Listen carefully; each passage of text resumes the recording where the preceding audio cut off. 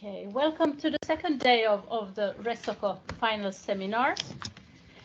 And yesterday we were starting to unfold the outcomes and of the objectives we have had in this project. First of all, to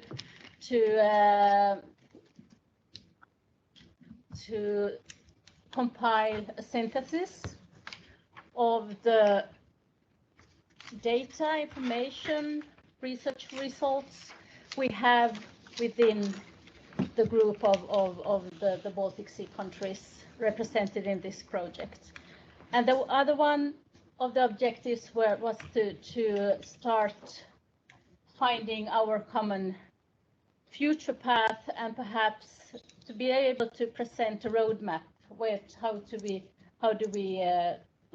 continue to handle this challenge that we see is going on with within the fisheries sector in the Baltic Sea. So there are like two major objectives that we have been working on. And we presented the draft of our report that the project group has accomplished during the last 1.5 years, and also an article, academic article that has been submitted but not yet approved. And we had two panel discussions also. The first one dealt with international recommendations and directives in seal management. And the other one concerned seal hunting and other potential management measures that we had been also, or that we are describing in our report. And the third panel that is going to take place today now will talk about future steps for collaboration and conflict mitigation in the Baltic Sea. And I think that what time is it? It's 9:08. I would like to give a question or ask if you have any comments from yesterday, just short comments on what we worked with and where we would like to go at the end of the day. Just to wake you up a little bit. Wake up. Wake up. Wake up. Did you put on the mics there along? Yeah, I see it's green, so you can. I can say. Okay. Petti has a comment. Yeah, I just would like to say that yesterday I think we actually had very good discussion about, and we get also views which may be not completely in line with ours, and are always useful to also listen those, because that's the reality that not everybody has the same opinion as we. And I feel even stronger that we have to, everything we say have to based on facts and data and reality. That we should not take any kind of other type of political stance in this issue. This is very sensitive when we work with marine mammals, and we have to keep clear all the time that we are fact-based, science-based, and few issues I think we need to correct in our first article also, if we ever get it back, so to make some issues improvements also in that paper. And I think the other paper also, we get good points to develop it, and I think we will within our group first draft it a little better and then circulate it with the team. But I hope we will get the journal paper, because they are much stronger when you go into Brussels or wherever you go, if you have a scientific paper instead of a report. Yeah. Okay, but I think we can start arranging for the third panel, where you're going to sit and so on. We have Nynne and Pekka here on site, and Orion Bundestam, Rosita Broström, and Niklas Engene online, hopefully. Is Orion online now? We have to, I have not seen, but we can start it when we arrange. Good morning, I'm here, Petri. Don't worry. Okay, good. Yeah. Very good. You look very good. Thank you very much, Petri. I see.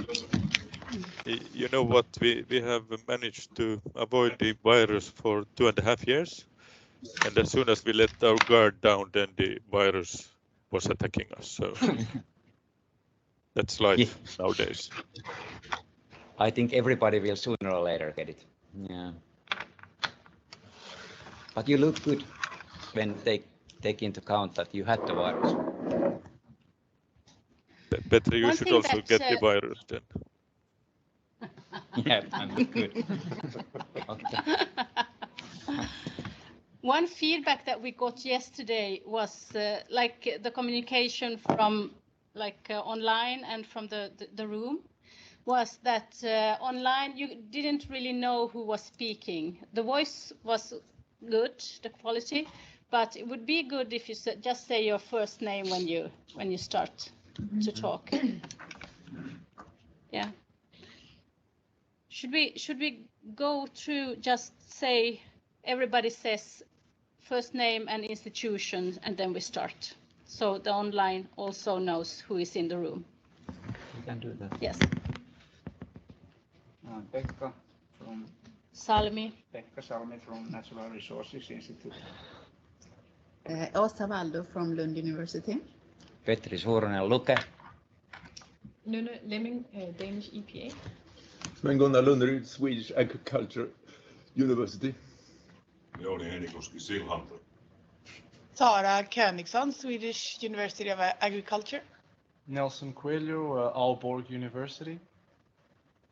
Edvard Lilles, Antinginen. Kristin Aminoff, the Swedish Protection Agency. Viktor Eriksson, Archipelago Pares.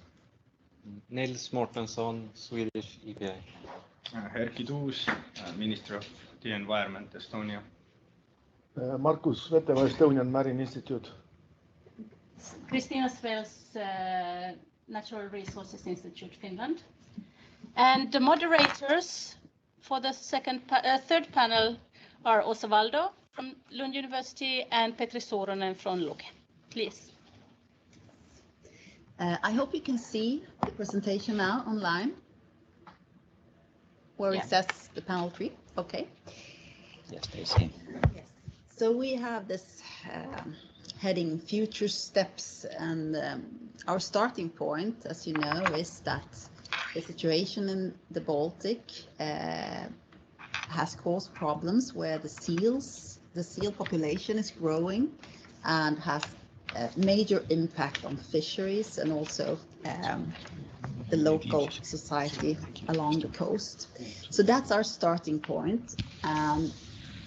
We want to discuss today how we can achieve a long-term sustainable development, taking into consideration both ecological, economical, and social aspects.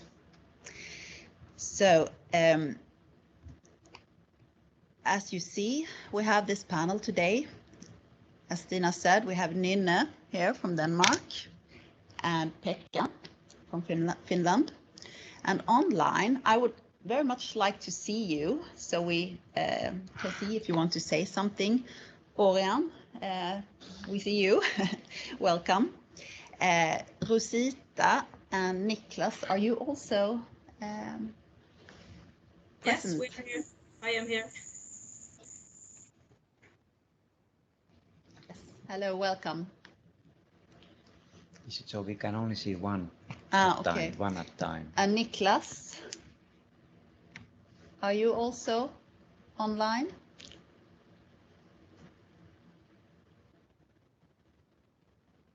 No. Perhaps he will join us. And he was very strong yesterday. Yes. Yeah. Okay, so we want to start quite broad. We want you to say your opinion and have some idea of how you think about this issue. So if it were up to you, how would you prefer to manage the seal fishery situation in the Baltic Sea? And don't get scared. We just want to see what you say. So who wants to start? Nina, perhaps? Yeah. So I think ideally you would start from the top where the real problem is. That is with the whole ecosystem in the Baltic Sea that has collapsed, and the seal is, as I see it, is an example of the disease. Like that's what you can see, and that's what the fishermen out there experience. That's no doubt that there is huge local problems with seals and fishery interactions. No doubt about it. But I think we should really go and look at the whole ecosystem and the overfishing, which I think is the main problem here. But if you want to go local, and I think yesterday it was quite clear that the situation is very different, or at least, well, there's an overall problem with the seal conflict, but the local issues within the countries are quite different, as I see it. And I would like to think that in Denmark, for instance, the fishermen, they have some tools they can use, irrigation shooting, for instance, which we're very keen on promoting within the Danish management of seals. And I think we also heard that yesterday, that it was kind of, the fishermen don't really like to shoot the seals because they're fishermen, and not a lot of them are fishermen, not hunters. But what we see in Denmark is that they give out the license to hunters, and it's actually getting more and more popular to go out and shoot the seal with that license. And so I think we have I think we see that is coming. Then of course we can always talk about, we should go together in the Baltic, the members surrounding the Baltic should go together and try and see if they can get a common management plan for seals. But yeah, it would have been interesting to see members from Germany or other countries to have the discussion, because I think pretty much everybody here agrees that a common Baltic Sea seal management plan is the ideal. But that's, I think it's a little far-fetched. Yeah, sorry for being so long. No, that's great. Thank you. So it's quite optimistic, I think. Which is also, of course, good. Yeah. Pekka. Question if it were up to me. So I think a major issue is the planning and the binding plans for mitigation of the conflict.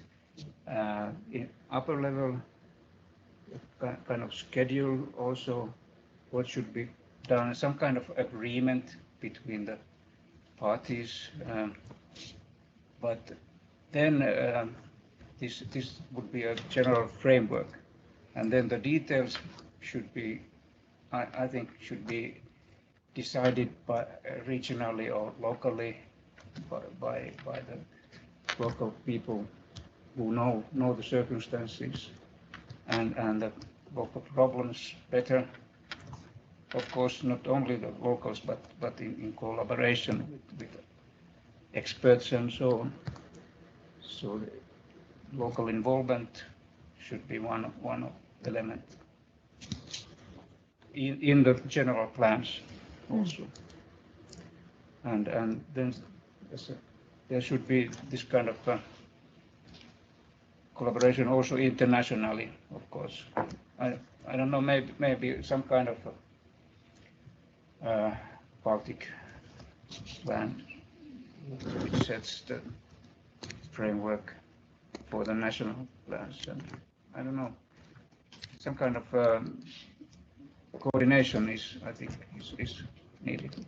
And then of course, besides this, there's a need for development of the other mitigation, these technical measures and the hunting regulations, but there should be included in the general plan also.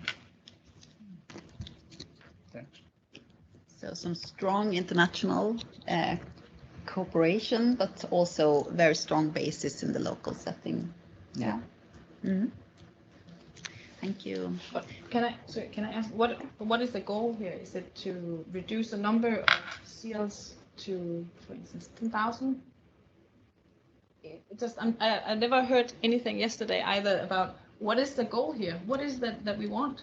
I mean, nobody wants to shoot. Apparently, nobody wants to shoot. I mean, you could see that yesterday. That only 1/3 of the quota was taken. So what is it that we want with this? The outcome of this. Is it to get the government to go out and shoot the seals, or? I would think that the objective is to achieve this long-term sustainable development with both ecological, economical, and social dimensions. So, and then how we do that, is that to shoot seals or not? That's up for discussion, I think. Sarah? Yeah, also, as we said, and as you started out to point out, we have a big problem in the Baltic. So what do we want to do to solve the problem? Maybe it's shooting a lot of seals. Maybe it's putting in a lot of money in alternative gears, or maybe it's into trying to work together all the countries in a new management plan or something like that. I think that's what's under discussion here today. But the main point is that there is a lot of scientific knowledge and scientific base of that there is a problem in the Baltic that we need to take care of. Yeah, Petri. Yes, I think we also have to realize that the situation in different parts of the Baltic is quite different. If you feel that in southern Baltic overfishing is your major issue, we may not feel the same in our parts of the Baltic Sea.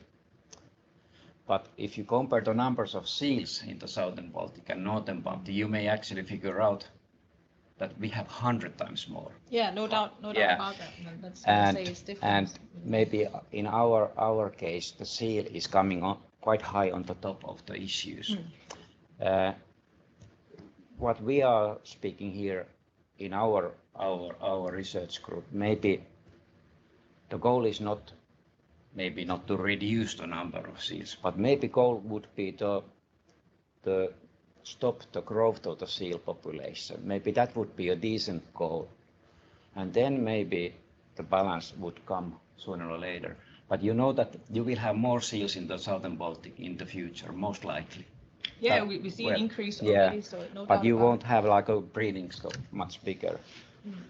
But I think what Pekka raised the issue that we probably need some sort of common view which are the main issues. And maybe it's good work is this framework, because that leaves a lot of kind of options for local. If we are speaking about roadmap, it's much more concrete, but that's what we actually were planning to do, a Baltic Sea seal management common roadmap, but maybe it's too strong word, or a seal management plan for the Baltic Sea. But you know, in southern Baltic, you still want to protect the seals. That's the main focus. Whereas we have. I mean, we still have the means to regulate or to derogation. So it's still. It's not like we don't recognize that there's a problem. We can see the problem is increasing. Yeah. So there is a problem, no doubt about it. But I think it's also, I mean, science shows that it's not the collapse of the cod. It won't help to remove the seals. I mean, that's not where the real issue is. It's a symptom of a. Are you sure about that? Yeah, I'm pretty sure about that. That it's a symptom of a much more severe disease in the Baltic. Okay. At least what I've been looking at, but again, it depends on the eyes who sees maybe. But yeah, I mean that's. Okay. Of course, it's not black and white, of course. No. Okay, it's great that you begin to discuss this already. We want to hear from the other panel participants, but also was there a comment? No, the other panelists. So I think perhaps. No, we can take that I think later. we go to the panelists Yeah. first. Yeah. Yeah. So Rosita, would you please say what you think? Rosita Broström, I'm from Ålands Fiskålarförening, which is the organization for the sea-based fish farms on Åland. And I would just want to add, I think you have made very good points. And I think I just want to add something that we already discussed yesterday, which I think is key, is that when you manage the Baltic Sea ecosystem, we should manage it the same way that we manage land ecosystems, which means that the human society is also a part of the Baltic Sea.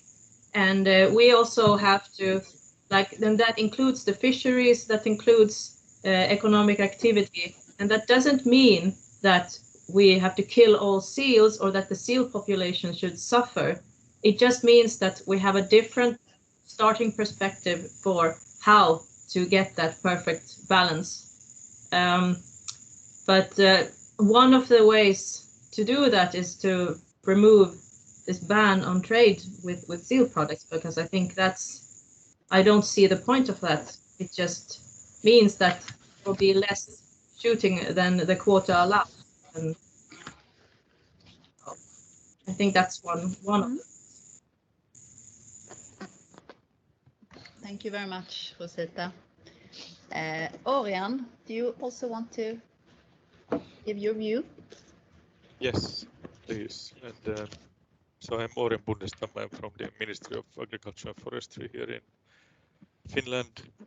And now I will, of course, only say my personal opinion, because I don't have any official views here now to present, and you're asking for how I would prefer to manage. So first of all, I think that it's very good that you have had this project and have initiated this discussion, and that you are also preparing publications in scientific journals. I think that's very good to have a continued discussion. So congratulations for that. Then concerning what I think one should do, I think first of all, we need to have collaboration at the Baltic level, both between scientists, as you have done, but also between the administrations, the fisheries and the environmental administrations, and then also together with the EU Commission. And that's something we are used to do in fisheries. We have this Baltfish organization where we have a continuous dialogue on fisheries issues, and I think that we need something comparable for the seal fisheries conflict. Then I think that we could maybe introduce a procedure for spreading the best practices in managing the conflict, so that, for instance, some innovations we have here in Finland, we could, in an effective way, introduce for other member states, and also have maybe people come here to look how we do it. I think that could be helpful, and vice versa from the other member states. Then I think what is very important is that we would need more flexibility for managing the conflict, and that would cover, for instance, a larger seal hunt in all member states, and also trade with seal products. As the situation is with this ban on trade, I think that's a big difficulty and a hindrance for managing the hunting and doing it in a sustainable and clever way. So I think we need much more regional flexibility to start with. Thank you. Thank you very much. And do we have Niklas online now, or? I don't think so. No. No. So Sven-Gunnar, you had a comment? No, that was about what we do want, but if I try to say what at least the 3 countries up in the north want to do, is just to have the different kind of management tools, and then it's one of hunt or manage the seals. In one way, there's many other ways to solve the situation, but we are not allowed to do that according to, for example, HELCOM seal recommendation, where it's standing that the seals should recovering to carrying capacity, and that then we don't have the tool to test. And about the cod in the South Baltic, yes, you're right. There are many, probably other things more than seals that are most severe, but managed seals is one of the options to help the cod situation. And if we don't do it now, and the seal population will increase, then maybe the seals get the most severe threat to the cod population. And nobody wants to do that. So quickly as we could work with different kind of management tools and follow them up in scientific way, that is much more easy to solve the situation as it will get really worse. So that's why we ask about and lift up this project to get allowance to do something.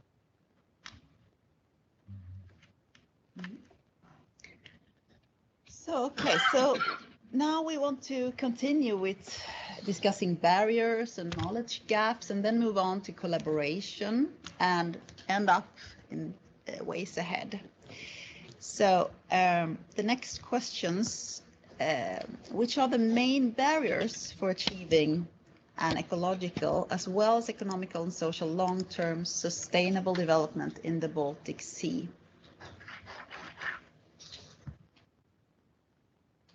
Who wants to start in the panel? If we start with you.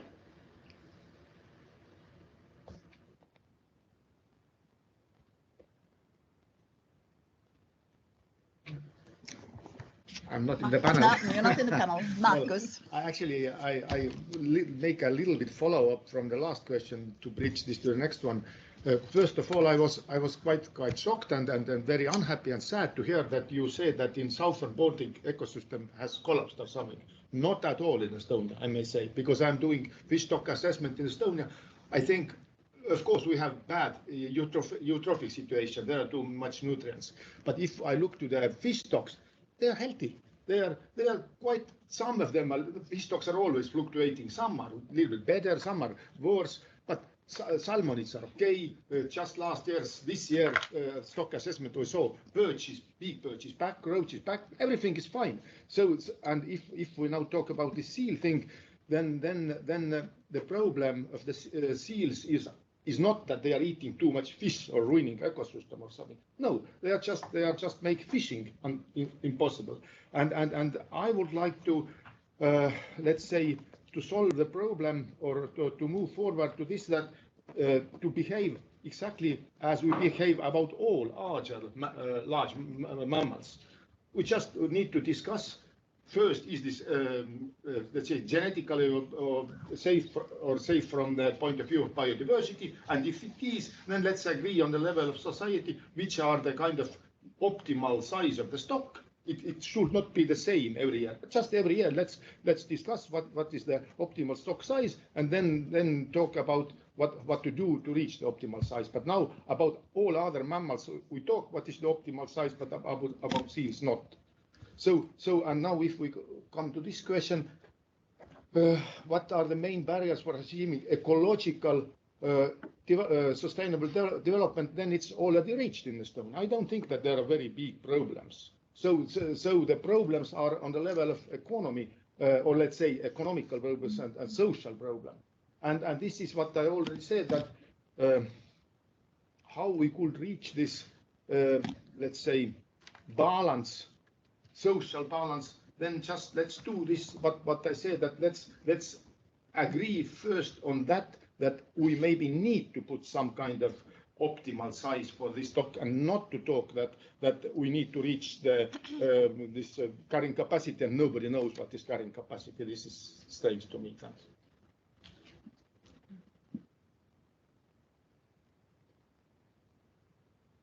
And I could add that I think that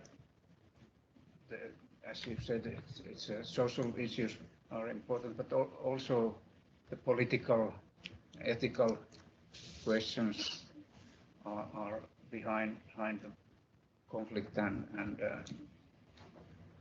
they are the most relevant when we think about the long-term sustainability and how people can, decision makers and all people can see the way forward in this conflict, and it's a question of knowledge also, how well people are aware and decision makers also are aware of the conflict, because for example the small-scale fishers, they are very small in number, and it's not so although we have produced research on the issue and what are the problems, so maybe that's not so well known. That's one knowledge issue also. We have online a question from Eric Maas. Could you please, Eric, present yourself before commenting?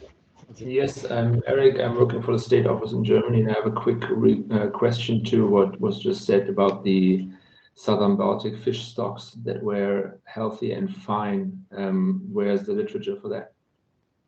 Because I don't see anything of that in where we are. We have hardly a fishery, we have hardly any seals, and we don't have any fish stocks. No, but who told that they are healthy in the south?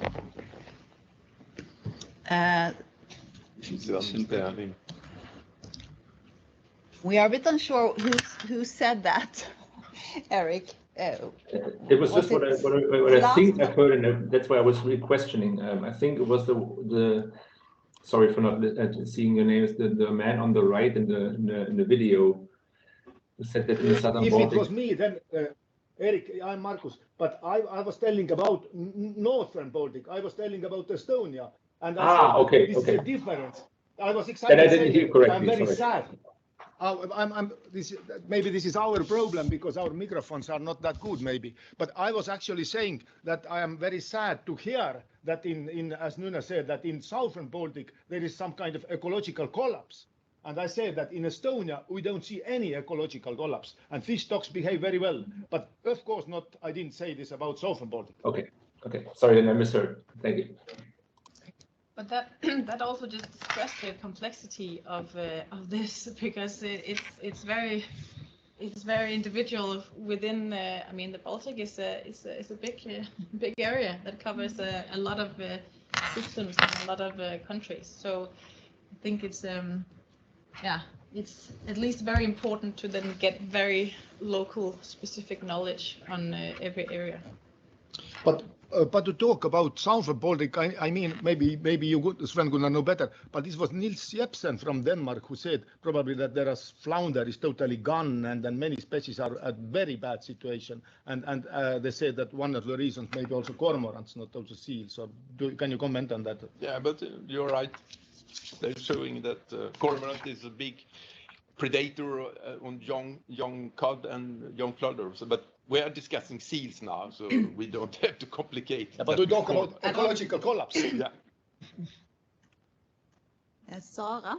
Yeah, I just wanted to point out, I mean, as you said, I think there was a little bit of mismatch yesterday as well, but the conflict is very complicated, and it's both an fisheries operation conflict. As Marcus is saying, he has a lot of problem because it's the depredation and the gear damage that the seals are doing. But then we also have the ecological conflict with spreading of the parasites and the competition of the resource. So we have many different conflicts with the increasing, or many different impacts, as I've learned to call it, with the increasing seal populations, just so that we are clear that there are different impacts in different parts of the Baltic. Petri. Yeah, I would like to add to Sarah's comment that Markus told that grey seal may be not that big predator, that it has a major impact on fish stocks in Estonia. And that may be true, but here in Finland, fishers are fairly sure that the seal actually has a huge impact on fish stocks and the behavior of many species, because they are actually the big predators. They have an impact on the prey. And I think, as Sarah, there are many levels of impacts. We don't know how serious they are, but we have a conflict on a level of direct impact on fisheries, and then many others, and then there are hidden damage. It's well known. Swedish scientists have shown, and our fishermen also keep telling that, you know, if you have seal in the area, it has a huge impact on the fish in the whole area.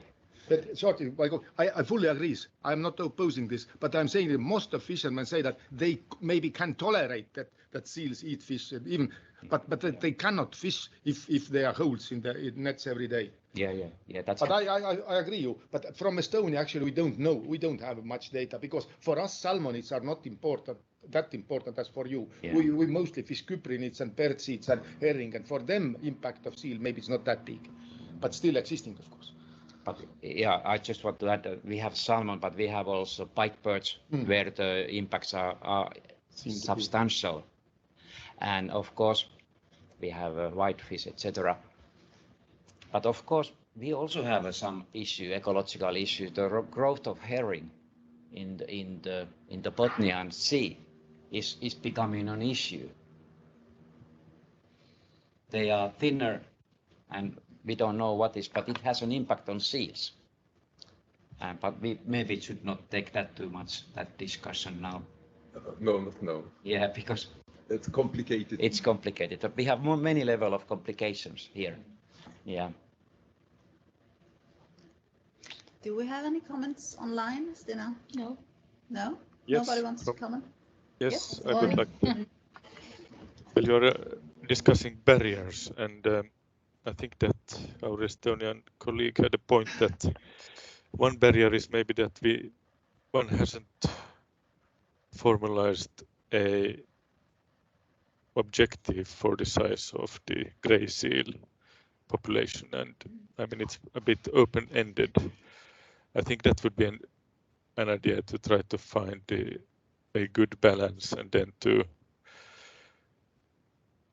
have a more flexible hunt based on that.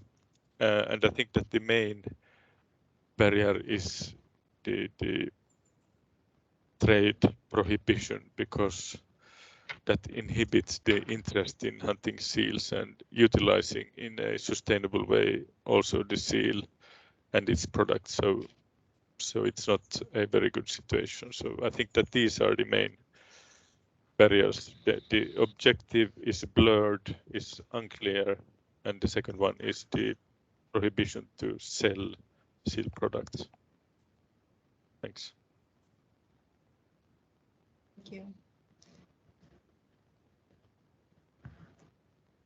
Yeah, I think this optimal size, it's something we have to develop under this project. But of course we get opposition, because if we start to put the stock in Northern Baltic part of the population optimal size, the Southern Baltic people may think now it will reduce and they may actually start be in opposition on that plan, because it's a common population. You know, it's one grey seal in the Northern Baltic, maybe in 2 weeks' time in Southern. They moving. It's just one population. So that's why we need to have a good discussion with Southern Baltic countries, including German, which is maybe the strongest in the protection side. But otherwise we won't have a common framework. But I think it's a good, and I think we already wrote that in our manuscript, that the optimal size ecosystem approach based would be one goal. Yeah. Sarah? Yeah, I was just thinking that maybe formulating objective and taking into regard socioeconomic factors is not that big of a problem, because in the southern Baltic, as you say, maybe the problem is not that big. So then the objective probably won't be affected by the socioeconomics anyways. So if we somehow could start on that, I think that was a good idea. And if I can add on that, actually in Denmark, what we see is it's also an increase in tourism for watching seals, which is, I think it's going to about 10 million kroner a year, not only for the seals, but also for the harbor porpoise, but the seal is a substantial part of that. And I think that's also quite important to have in mind that that I know that not all fishermen could go and be tourist operators. That's not what I think, but I mean, at least have that in mind, that that's also a possibility to not overcome the problem, but at least that's a solution, or one of the solutions for having a problem. Yeah. Can I comment this? I liked very much this, that you brought up this issue. That actually, I think that the seals could be a much bigger benefit to society, in this sense that they are really fantastic animals, very nice animals. But the problem is in Estonia is that we all know that there is no problem about the stock, but still all the places where you actually could visit and see seals are seal sanctuaries. You are not allowed to reach these areas. And I think we should revisit this, how much protection areas we really need, because now I know that, let's say so, that I know that some seal tourism which is developing in Estonia is in this sense partly illegal, that actually if they want to show the seals to the people, they need to go a little bit closer as it is allowed. But isn't that local protection? Because I mean, in the Nature 2000 areas, you can go on and have seal tourism. I mean, we have seal tourism in Denmark. That's actually where the tourist operators go to, which makes sense because. But I need exactly the rules. I even know the places where people would like to go, but they are not allowed. But of course, I don't know what should be changed in legislation, but now the legislation is such that the areas where you really could see them, you are not allowed to go. Okay. So this is one way how to get out benefit from the seal stock without harming seals value. Yeah, Victor. Victor, I have a comment on that, and I think that's jumping to the next question about knowledge gaps. I think that is something that we could discuss in the Baltic region, because during our discussions here these 2 days, I feel that all the member countries, and as well as Åland, because we have our own legislation when it comes to nature protection and hunting, everybody is interpreting the regulation differently on what you can do in a protected area and what you can do in Nature 2000, for example. And I mean, it's an international framework for protection, so it should be harmonized, but it's not.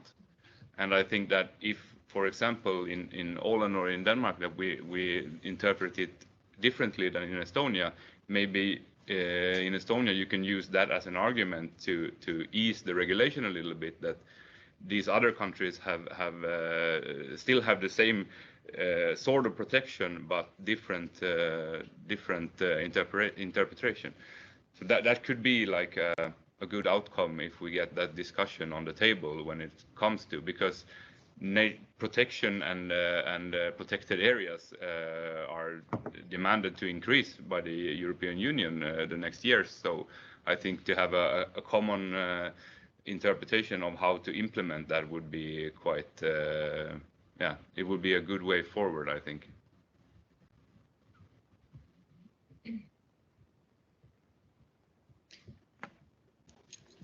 Yeah, I can just continue on Victor's comment. The next year, we all know about the UN programs on ocean literacy, and that is going to be it's part. Yet it is part of many projects at the moment, but it's even going to grow and be more or less like it needs to be one part of everything you do. And this is one good thing that you could get into your projects, actually, to remember to spread knowledge about the seal challenges and take it to. This is just for. Can I take on that? I think it's also a challenge the way operators in fisheries, how do they renew their generations? Are there still young people learning to fish? Is there adequate education institutions? Is the seal problem introduced in the curricula? So the literacy normally, when the way I understand it, the UN literacy, it's a very public awareness. And I think there is that layer of raising public awareness, updating the knowledge that we're not in the 50s and seal numbers have changed and all that. But there is also the challenge of educating operators of the sea, those that are learning things sometimes their parents did it, their grandparents did it, and it is through that generation that you can introduce these new fish nets, these new techniques to avoid seals, but also to introduce a relationship with the tourism operators, a relationship with the seal hunters, because if there is not this dialogue at a very early age during the training, it's not when you're going to be 50 and you fish the same way for 30 years that you're going to be told, oh, now you have to change your ways. And I think there needs to be some concerted investment, transnational concerted investment, because fishers go around the Baltic, they follow the fish stock. And I think that is that at least that's the understanding that I have, that is very that is lacking for now, these education institutions and formal training. Yeah, and this is what this program also brings, like, to the public. Yeah, that's to the public. But to go to the younger generations really, and to spread information and knowledge. And we as researchers, for one thing, we have like the possibility to make an influence in what is going on. And I think we need to do that, both from the natural science side and the social science side. So it's a good mix and combo needed. Rosita and Oren, do you have any comments on knowledge gaps or barriers?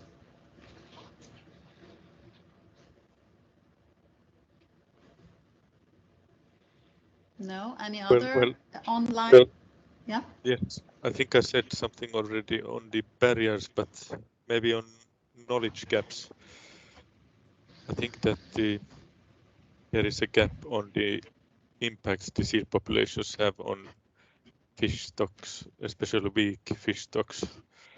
For instance, Petri mentioned the whitefish populations, which are very important here in Finland, and but they are also, some of them are endangered.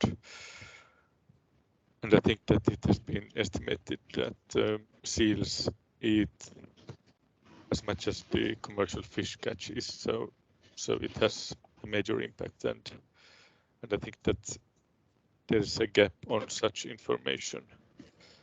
And also maybe if we are discussing what the optimal amount of seals would be, and it could of course be maybe anyway a regional amount, even though it's the same population, but it seems that we have more of them here in the north. But what would the best balance between seals and the fish stocks be? That's something I think we need information on. Thank you. Thank you.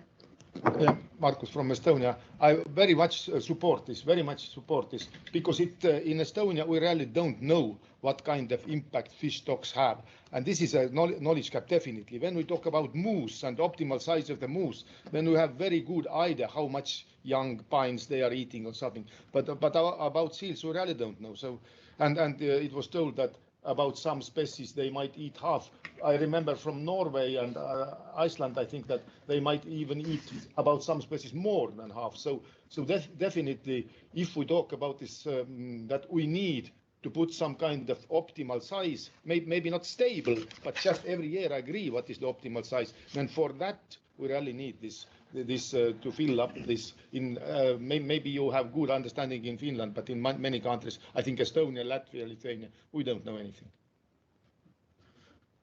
We have Sven Gunnar first. Yeah, one of the most important knowledge gaps is about ecological interaction from seals. We made a study in Sweden for some years ago, and that was about the situation 2012. So that means that it's much more severe now when the seal population has doubled from that. And we show that in many areas of many species, the seals and also cormorants is much more important mortality factor than human. And today, among our colleagues at the lab, some are very afraid that just now the gray seal could extinct local pike population because they go very shallow now during spawning time of the pike and take the big pikes. And if this continue a long time, okay, then we will eradicate local populations.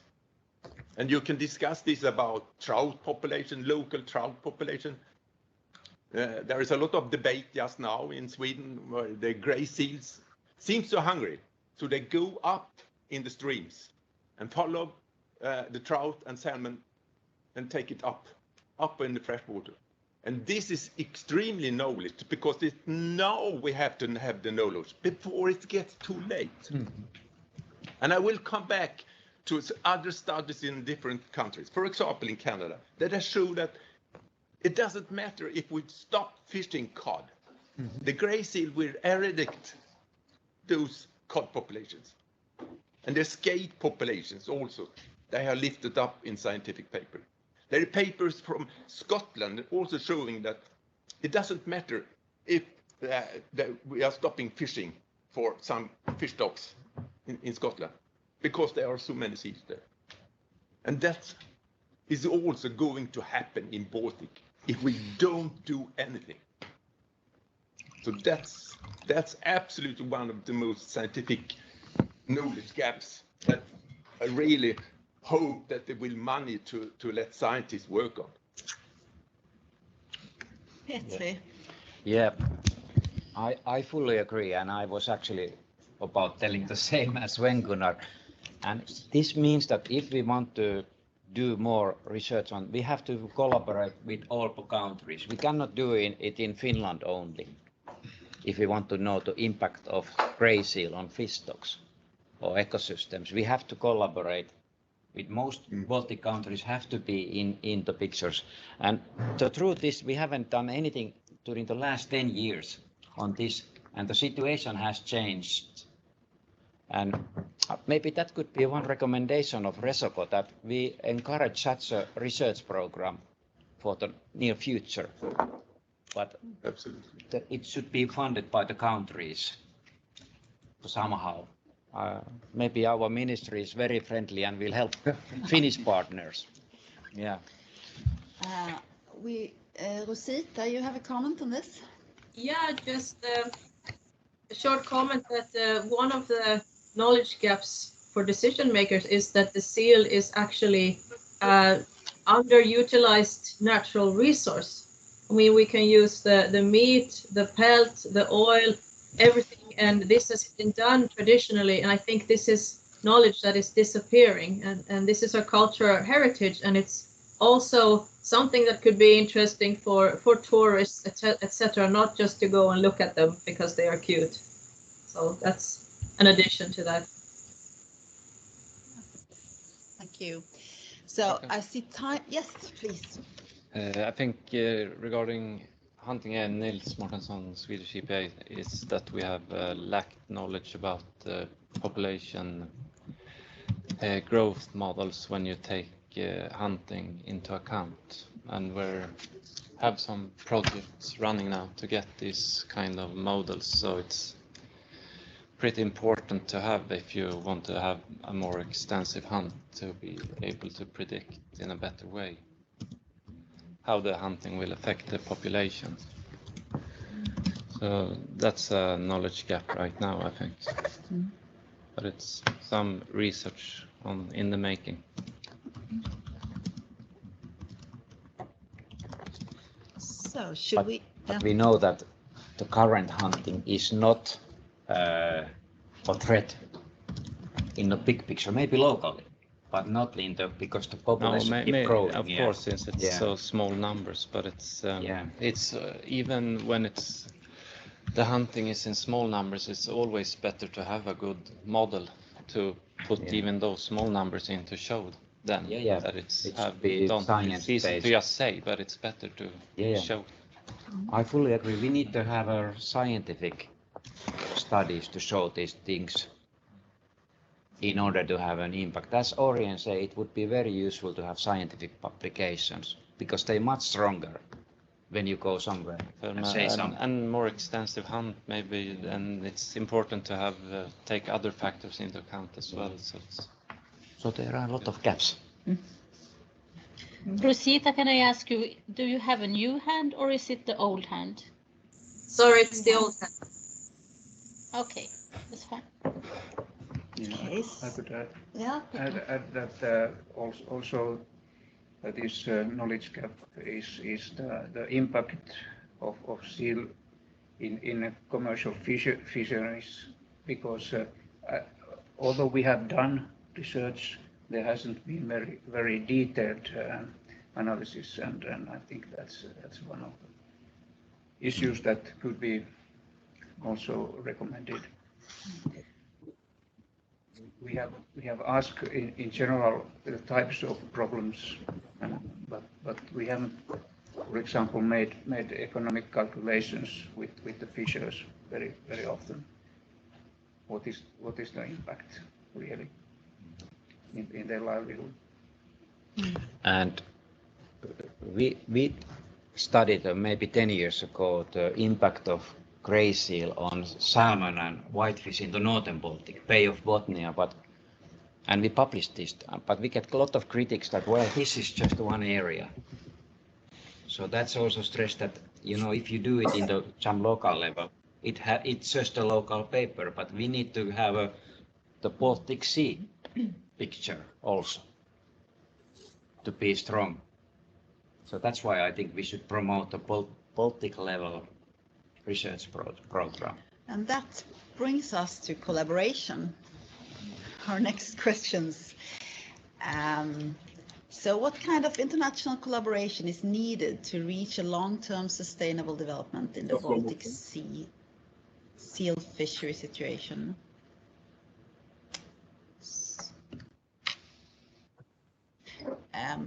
You almost covered.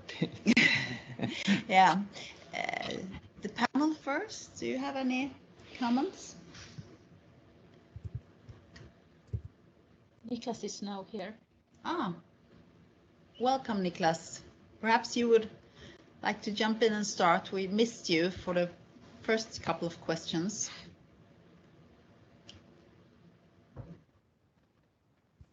I'm sorry, can you repeat that? I had some technical problems here. You're welcome. We have missed you for the first part of the panel.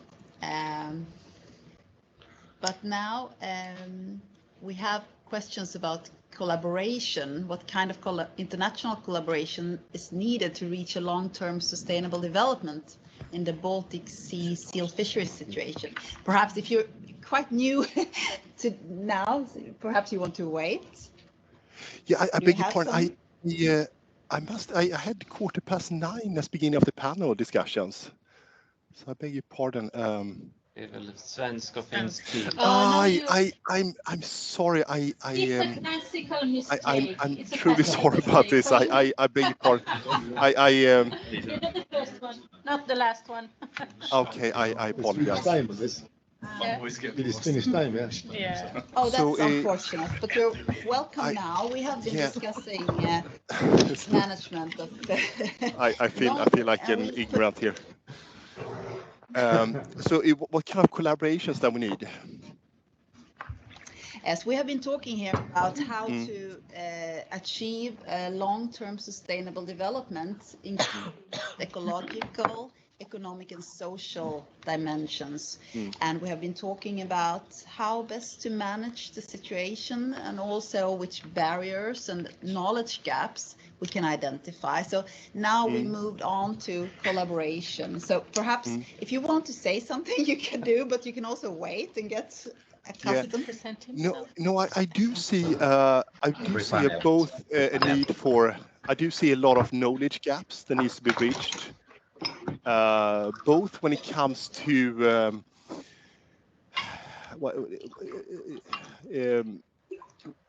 in this particular issue, very specific on the seal fishery coexistence. So this, I do see a big need for. I mentioned a little bit yesterday of a kind of a clarification of the problem and a kind of a proper evaluation of this mitigation method as a kind of the efficacy to reach that goal. And I feel like we haven't really evaluated hunting, the effect on what we're trying to achieve, whether it's and when I mentioned the different problems yesterday, I mentioned that we can see this problem as a kind of a resource. The marine mammals that take a certain amount of the marine resource, the volume of fish and so on. But it can also be the environmental status, the effect on environmental status, or the effect on, for example, gear and equipment. So the kind of like financial cost with this and the effect. So and so those are the problems that we need to specify, and we need to kind of clarify on this kind of mitigation method, what kind of effect it has on the specific problems we have to solve, and the efficacy of this method. And I think here we have a great need for research. There's big knowledge gaps. So far, there's been, I think, in the late 80s, been some survey like early 2000s, and we're also working on it right now to look at kind of the effects of these on the. So I think here is a big knowledge gaps. We have big knowledge gaps of the populations, the seal population, for example, like the movements, the absolute abundance. We still need to figure out a lot on the carrying capacity of the system. Of course, this is a changing system, so like the carrying capacity is not a fixed number, but we need to figure out because that's also really one of the HELCOM goals, the objectives. It's it's really hard to set the population without having those numbers. So I think here we need a lot of research, big knowledge gaps. So and here is something that we really have to work together. And I think here is, I mentioned a lot of negative feedback about HELCOM, for example, because HELCOM is in the working groups. These are, in many cases, scientists working together to achieve this, to these knowledge gaps. And I think here we have to really kind of embrace these kind of collaborative effort between the countries. But also, I would say, management between the countries, we really have to work close together between the countries when we set our quotas, the hunting quotas, how we distribute those. I mean, these are moving animals. They move between the countries, and we don't have a clear idea of how the populations move properly, and how we as managers should work together on that. And so here it's a lot of work on, I think, the management side, for example. Niklas, can you just tell the audience your institution and your position, because we have some new members here online today? Yeah, absolutely. I work for the Swedish Agency for Marine and Water Management, SWAM. And shall I tell a bit about my background, or introduce myself a little bit? That's enough. Thank you. That's enough. Okay. Good. Okay. Thank you. Okay. Yeah. Okay, I'm sorry about the questions that disappeared because I suddenly don't have any internet, but I will try to get back to the meeting. I think, Niklas, we have covered some of the issues you raised here. We have talked about not being able to set this conservation objective for how many seals is optimal as one barrier for achieving this long-term sustainable development, including social and economic dimensions. So we have been discussing that today also. Sorry, I can't get in. I apologize. I'm jumping in here in the middle. So Yes. I feel. You have here no questions. Yeah. Så. Vill du fortsätta med den collaboration?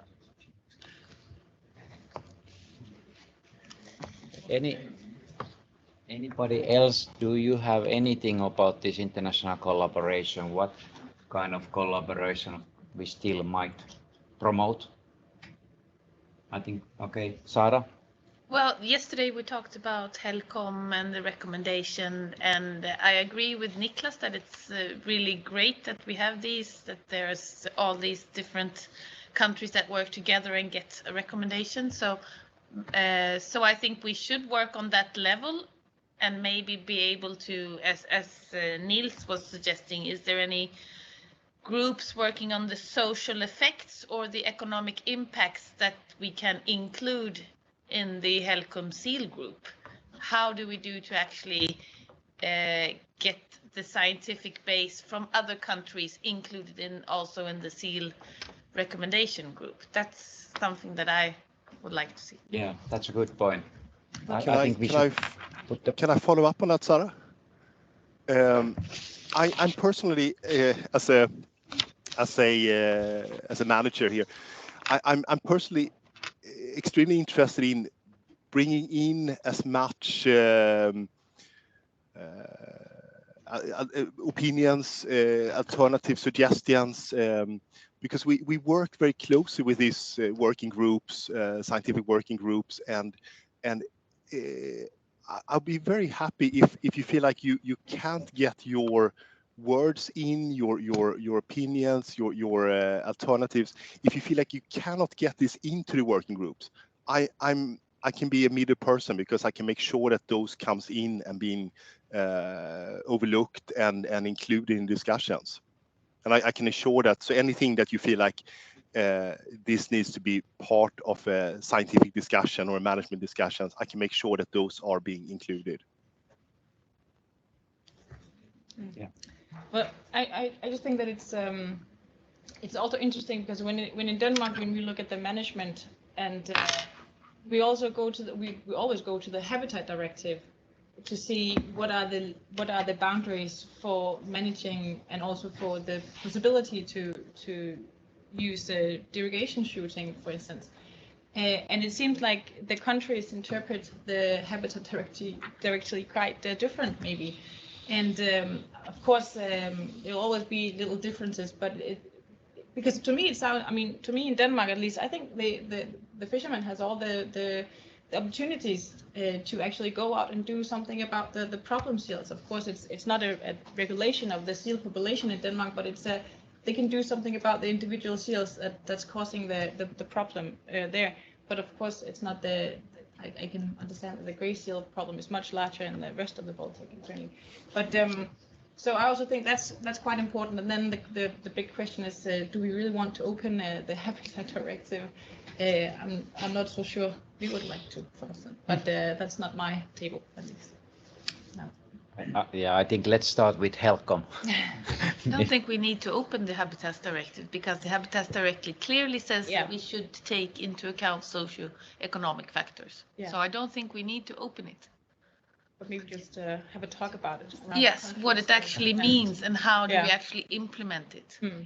It could be a regional implementation agreement because the problem is not for all species. It's this species in this environment in this particular time. And it is possible to use the margin of freedom that the directive gives for all states to collaborate and say, we agree to narrow down the scope of the directive during this time, but it's an extra agreement between these coastal states. And the challenge is that some states will have to do so to protect impacts that happen in other states. And that is the challenge in terms of the collaboration, is that you still have to do the work at home of changing a perception, but the problem is in another area of the Baltic where the population is not really linked to. And I think that's the great challenge for those that are participating in those negotiations, is to say that, for example, country A will implement the directive in a specific manner, not because of its immediate national interest, but because it is part of this international collaboration to mitigate the impact of this species in this economic activity or in the ecosystem. So that's not impossible, but you need to work on the political will to get there. Niels? Yeah, I can only agree. I think if we just talk HELCOM, I think there's some sort of need for a fresh start with some clear guidelines on a high political level, some sort of agreement to go forward in the working groups, I think. But I don't know all the collaboration that goes on regarding the Baltic Sea, but when this small working group, I think there's some sort of need on a agreement on a high level to be able to move forward. I think if I may say something here from the balcony,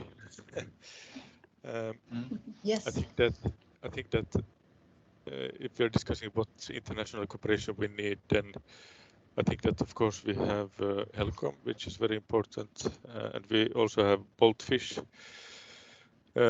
And I think that there needs to be more interaction and discussions between HELCOM scientists and fisheries scientists. I think that needs to be stepped up so that the fisheries and fish stock reality is also taken on board fully, and then continue such discussions in order to find maybe a number, an optimal number for the amount of grey seals. I think that's what we need, because the current recommendation is a bit too vague. It doesn't give us a objective, and I think that that's what we need. And maybe that could be done in HELCOM, but it should be, we should increase the discussions between fisheries scientists and environmental scientists. Thanks. Thank you. Pekka?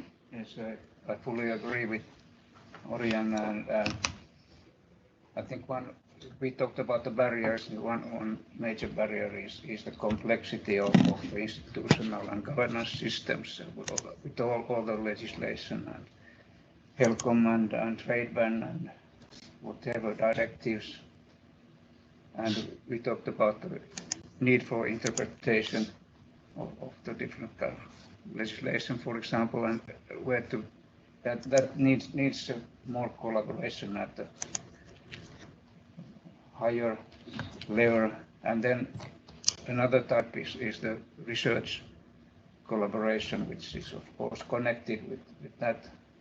And maybe the third also could be the collaboration in spreading the information and affecting the mitigation more concretely.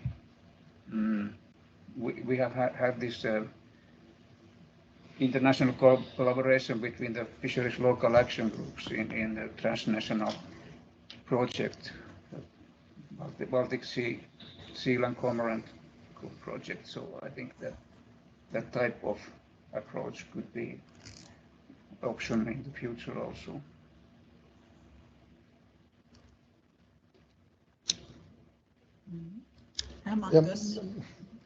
Just I'm thinking, what could be the practical steps, and just listening this our discussion here, maybe you should encourage HELCOM to build in close future some kind of joint seminar of let's say mammal group and fish group. I have been not active in HELCOM fish group during the last recent years, but there is existing HELCOM fish group and mammal group, and why not to make a seminar and just to talk about that? Otherwise we sit in separate rooms.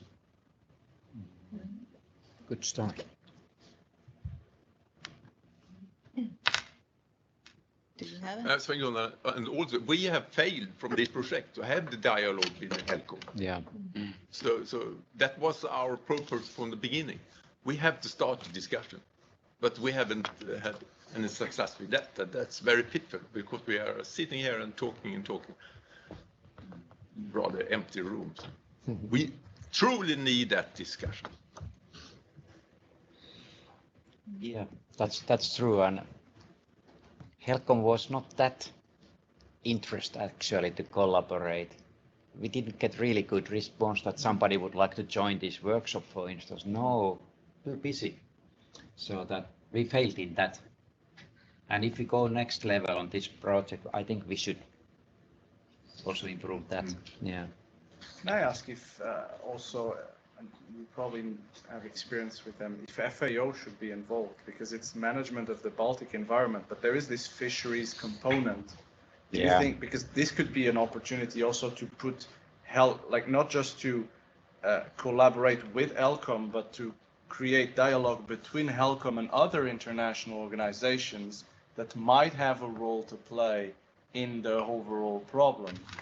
Because then you relativize the relevance of HELCOM, and HELCOM will also have certain obligations and rights with other organizations and institutions, and you broaden the scope so that HELCOM is not the tip of the pyramid, but you have multiple actors at that level. Do you think that's relevant? No, I don't think FAO will get involved with anything in like that, but maybe NAMCO, which is the Northern Atlantic marine mammal, what they might be, and to Canada, but FAO is not. When it comes to marine mammals, FAO is out. But the fisheries. Yeah, but you know, if the seal is the conflict issue, they don't collaborate, work much in the Western world. FAO mainly works in the developing world. So FAO is kind of out, I can say by experience. But actually, when we get this funding from Nordic Council, they actually encourage us to collaborate with NAMCO. Yeah. But when I was in touch with NAMCO, I never got a response. Not a single response. So it's not that simple to collaborate. But Also, we have a comment here from Janek. Would you like to raise your comment yourself? My comments are, can you hear me? Yes, we can. Yeah, as yesterday my comments are just side comments. Nothing fundamental. Okay. Yes. So if you go in on internet, you can read his side comments. We have one hand by, we have one hand by Niklas here.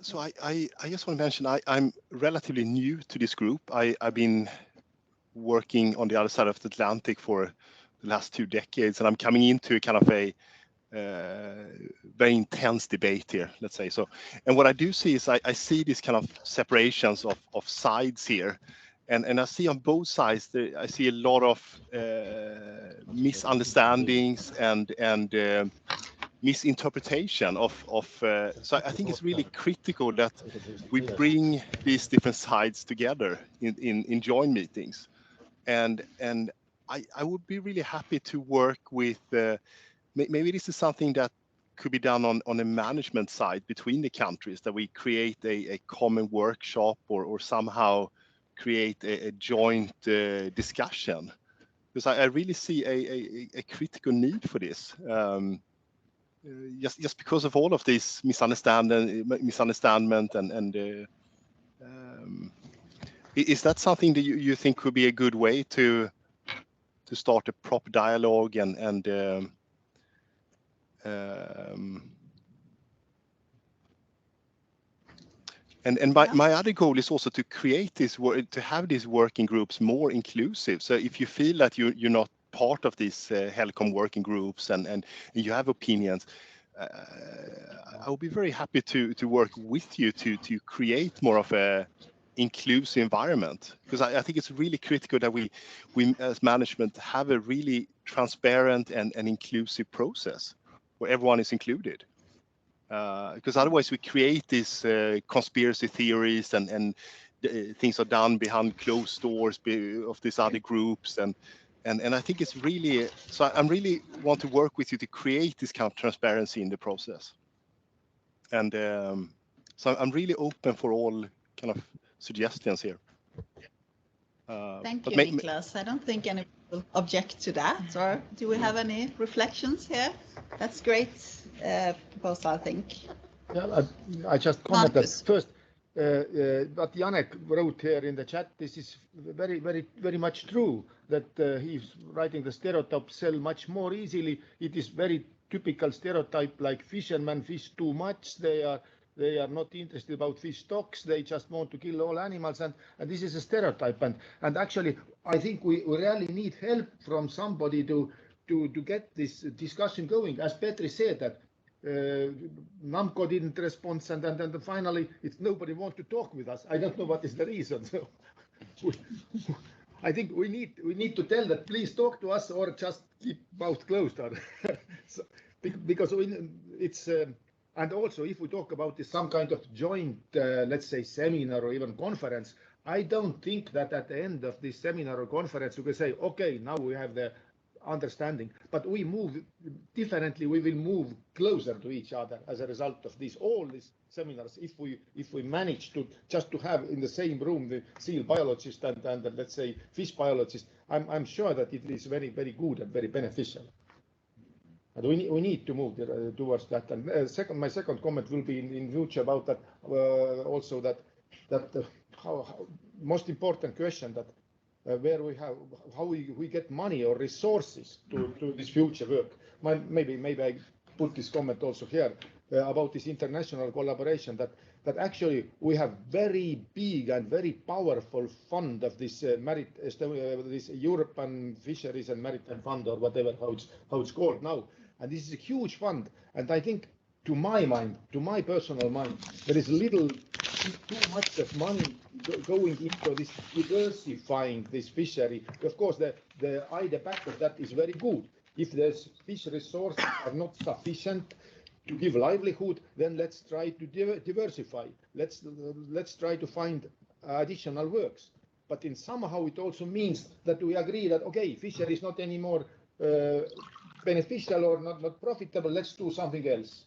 And I think it is a little bit weird or wrong. And also we have big money in this fund to support all this traditional livelihood. But sometimes I feel this is like museum, that you pay for fishermen to act as they did old times, but it is not any more profitable. I think the most important thing to give traditions, coastal life traditions alive, is to have profitable fishery, not to play a museum. Yeah. Thanks. Ska vi gå till sista bilden? I think we should take the roadmap.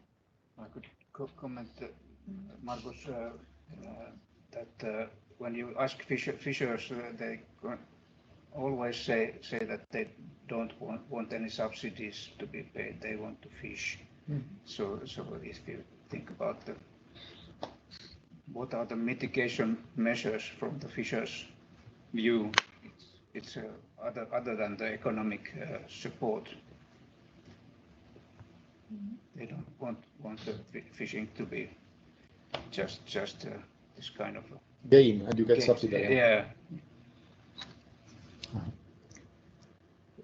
We had this do we need the common roadmap, but maybe we go to the next slides, because maybe roadmap is too strong word now at the moment.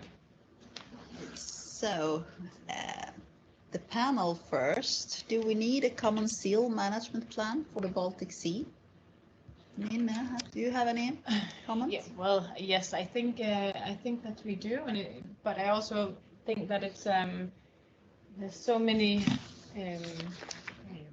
details here that we need to look into, and it sounds very nice and easy, but it's definitely not because of all the local and the specific situations out there. But yes, I think it would be ideal to have a common management plan. Yeah. Yeah, I would think that this is something we have to be able to do together with HELCOM. Otherwise, would it have any impact on anything? If HELCOM it would be out, we have some sort of plan coming from. What would be the weight of that? So we have to have a collaboration with those who actually are in charge. So we need to discuss. Maybe we can wake up HELCOM once the paper Article 2 is published. They may actually start paying attention on us. Maybe. I don't know. Orion, you want to comment? Yes.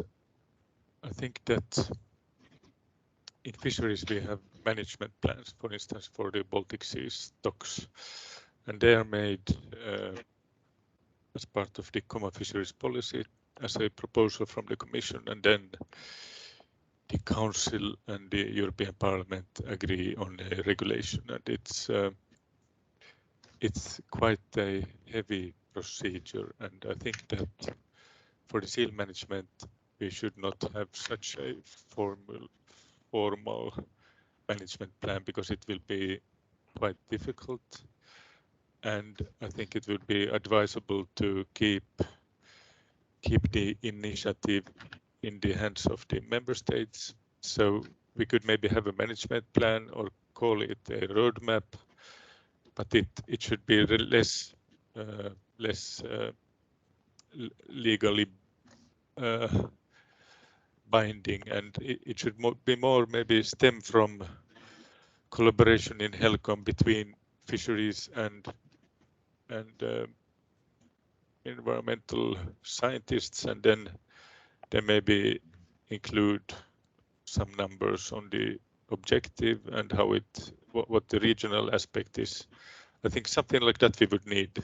It could be, let's say, it could be something developed from the current recommendation, which then gives us more meat on the bone concerning the objective. That would be my advice. Avoid an EU management plan. Thank you. Do you have any comments on that?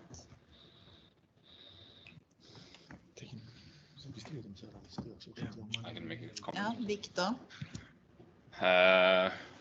Just related to one question yesterday that asked what role the EU should have in hunting and fishing in the Baltic, and I think this is the same when we talk about international management plans for solving local and regional problems. Is that international agreements and EU's role? I think should be to paint like the really broad picture that we need to have healthy ecosystems, we need to have a healthy seal population and healthy fish stocks, and just agree on the common grounds that everybody can agree on. But how to solve and how to implement it, because it's wildly different in the southern and the northern Baltic. So it's to make a seal management plan for the entire Baltic Sea, to manage to integrate all the views into such a plan, that would be a very difficult challenge. So to paint the broader picture and to get to agree on the things that are common ground, I think it could be a good way forward. But we still need to manage local problems locally. I mean, it's I think that's the way we need to work on this. So we're back to what Pekka said initially, with a broader framework, and yeah, but based in the local setting. Exactly. So I think that it's also a matter of regional stakeholder development, because when we see how and I know a bit more about the Danish management plan, but I imagine it's the same in every country. You have stakeholders that represent different interests, and then you see that it's really, as we were talking before, it's a human-to-human conflict. It's different interests that oppose. The seal is just part of a discourse of animal conservation. The fish is just part of a discourse of right to access to natural resource. And the challenge is that, and we see even by the people that we invited here, that are there regional organizations that represent all of these interests? Is there a Baltic fisheries organization, association that represents the sensitivities of fishes? Is there a Baltic hunters association that represents the interests of hunters? Is there a Baltic conservation of seals organization? Is there a Baltic tourism seal safari, etc.? Normally we have fragmented local experiences, but for this roadmap, we would need the same sort of dynamic to legitimize whatever outcome it provides. And that issue of legitimacy, which is what's being disputed about ELCOM, and therefore that question about, is this a conspiracy theory? I think it's a challenge of whether it is legitimate, whether it is participated, whether all these interests are heard. And it is difficult to make them heard because it's member states that represent them. So there is one person from Finland that goes there and brings the averaging out of the interest of the conflict of interest of Finland, and a person from Denmark, and a person from. If these interests represent themselves, then the issue of legitimacy is addressed. But for that, you need this stakeholder development. You need you need the bottom up as much as the top down, and I think that that's something that takes time, and these sorts of projects, they begin that.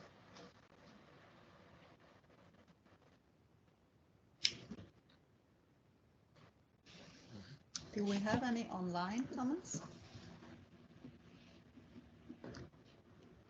Stina? I could follow up a little bit on what Nelson said. We in Finland, we have studied the fishery local action groups around the Baltic Sea, and one report is done on what the fishers perceive are the challenges with the seals and cormorants in the Baltic Sea. And here we have one platform really to engage stakeholders and to also to get the bottom-up voice meeting the upper level, so to say. And I know in Finland, like the flags are well communicating with like the ministry administration level. It's very developing. It's very flexible in a way. How these groups can engage in the strategical national level objectives that are set for programming periods.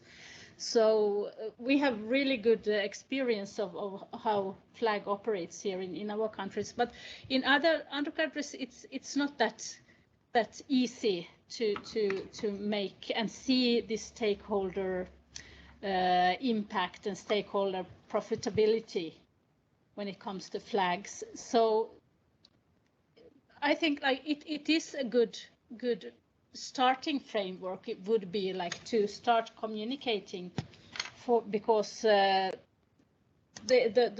initiation is already started in 2017 with this transnational collaboration, and it can like evolve also in. It doesn't only have to be then in fishery. It can be like diversified, like in other objectives as well, like in like tourism, as we have been talking about, and etc. etc. So there we have a platform of many opportunities, I would say.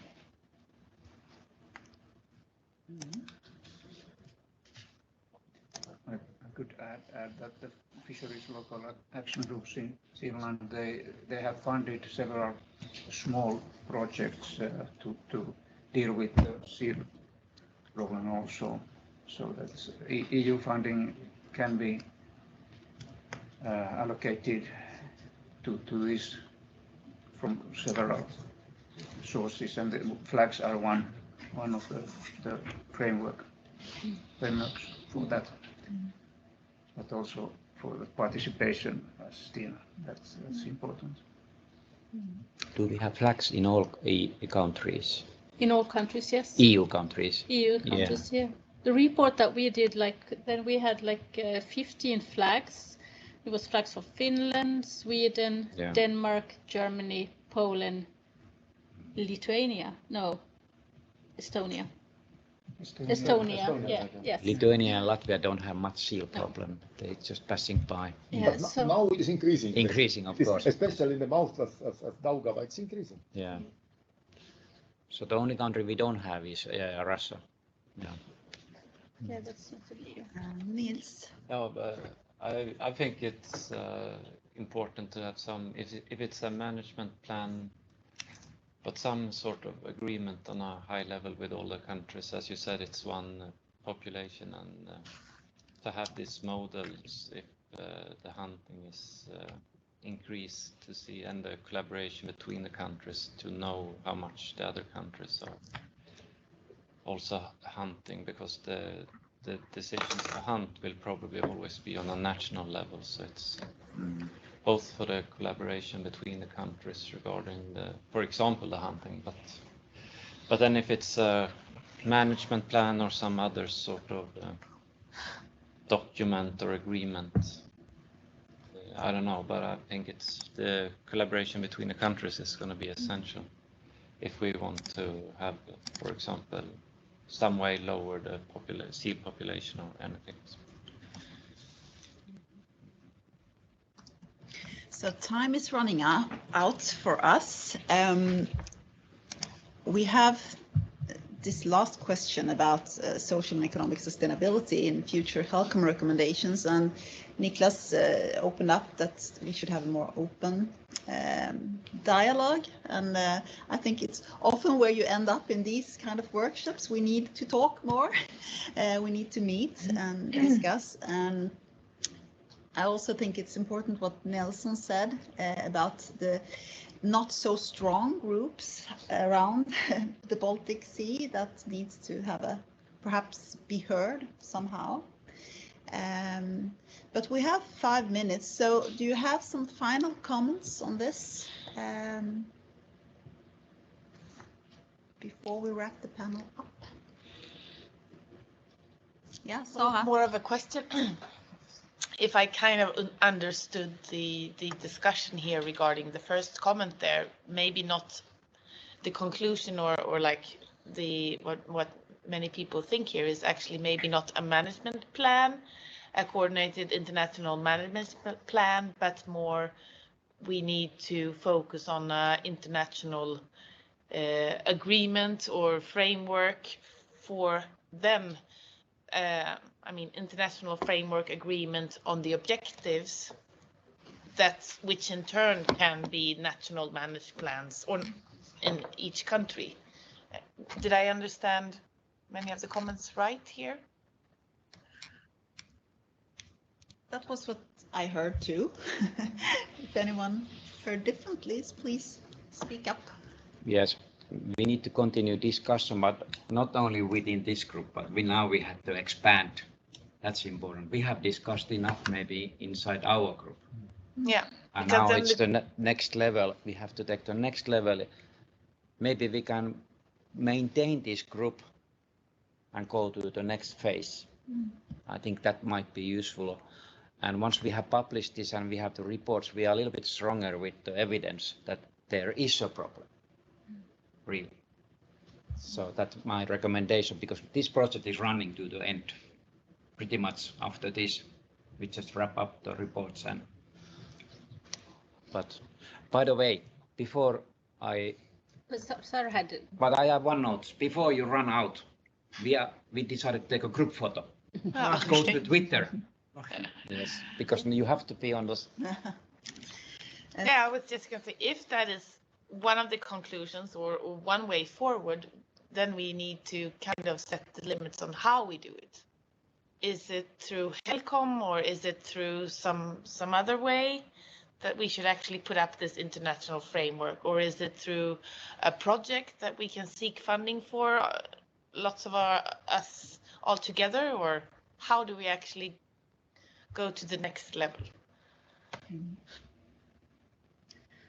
I think that is the question after the break. Okay.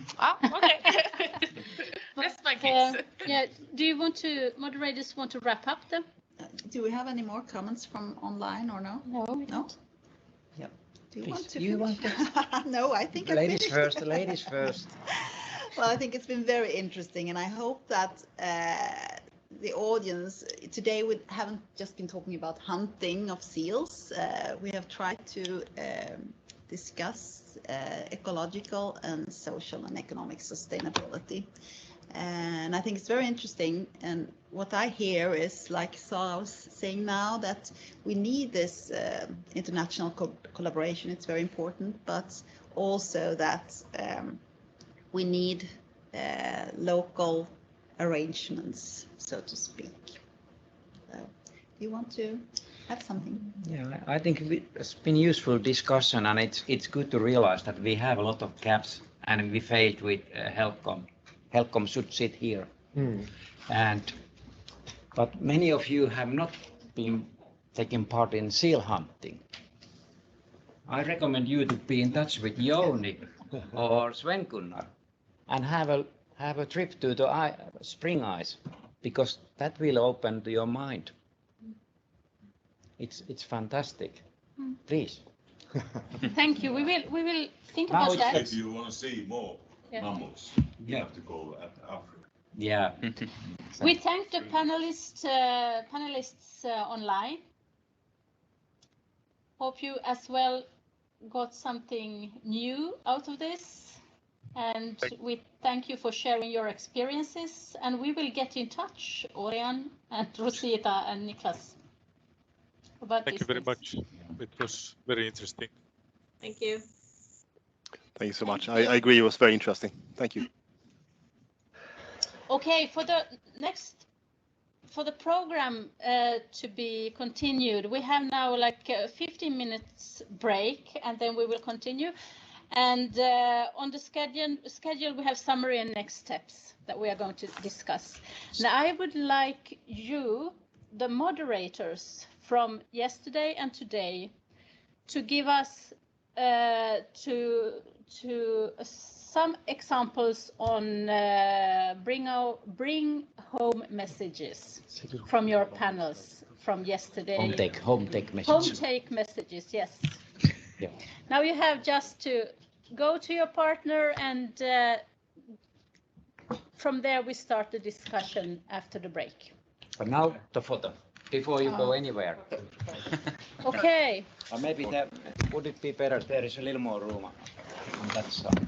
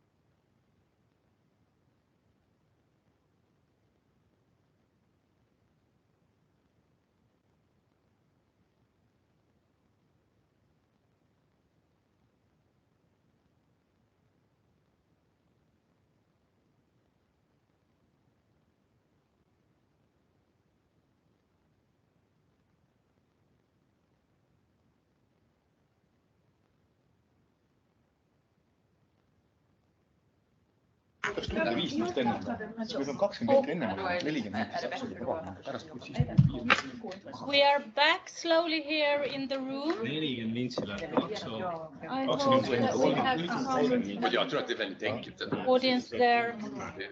No ma ütleks, et isegi võiks veerand võtta, kui pool saaks, siis. Now I wonder why. Again. Yeah. I talked to Gustav. I think we need taxi. Can they order taxi for us here? 12. Because then we have one 1:30 we have out. Yes.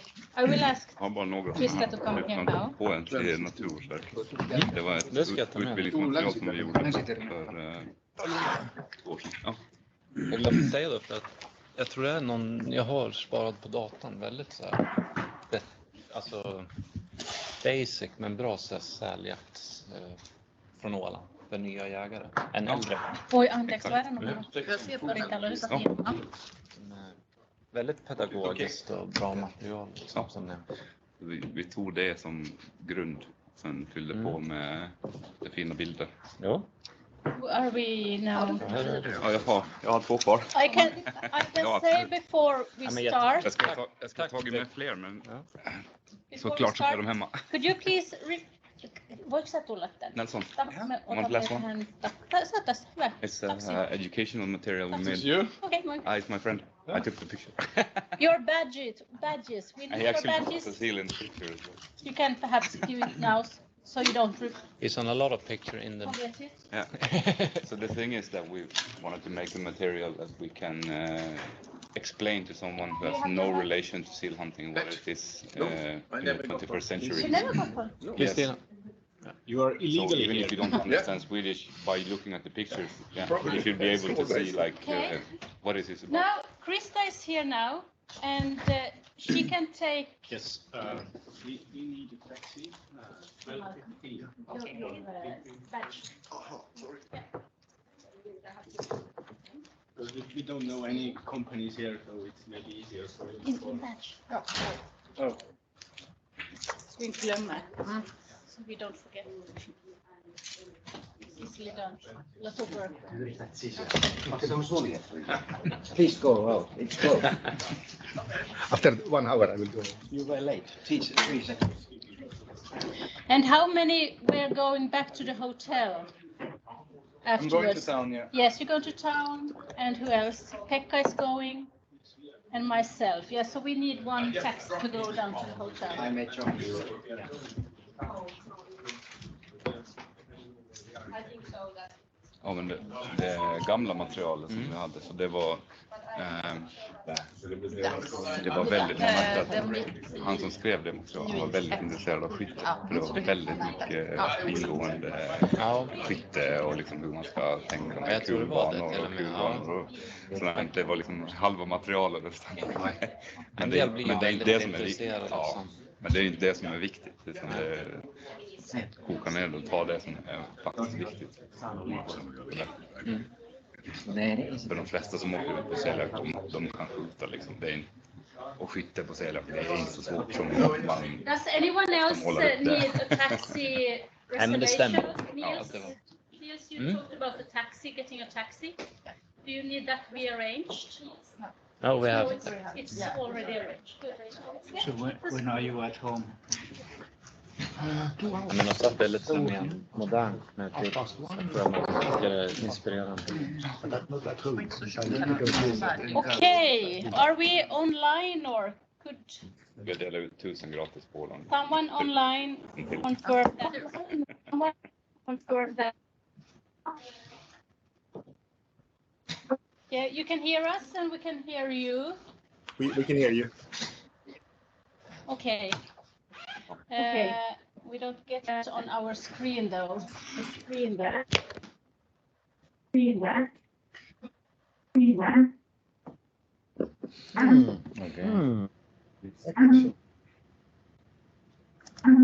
Okay, let's call the IT. Okay, everybody. Hey. Problem with online checking, so checking to go. Good luck to Canada. Nice to meet you. Have a nice to meet you. Thank you, Johnny, for coming. No ei kai täällä on Stiina Savotasta. Tämä meidän systeemi ei nyt pelaa oikein niin. Förstår att man har bråttom. Ja, för jag ansikte Minnesota. Minnesota och jagar svartbjörn. Jävla det. Is there anyone of you? Björn här. Ja. Nej då, det låter väldigt spännande. Lite restart och sånt. Det är en naturupplevelse. Ja, absolut. Står där med i någon soptunna. Hoppas att de hittar några roliga jakter. Är de inte lite så, en del björnar? Joo, mutta tässä on joku Björnkäk och soptunnor. Svartbjörnar tror jag är väldigt sådär familjära minnesdelar och sådär, så jag har förstått själv. Minnesota. Svenskbygd. Svenskbygden. Det är nog var säkert mycket finska immigranter. Ja. Can you hear us properly now? Is it a clean sound?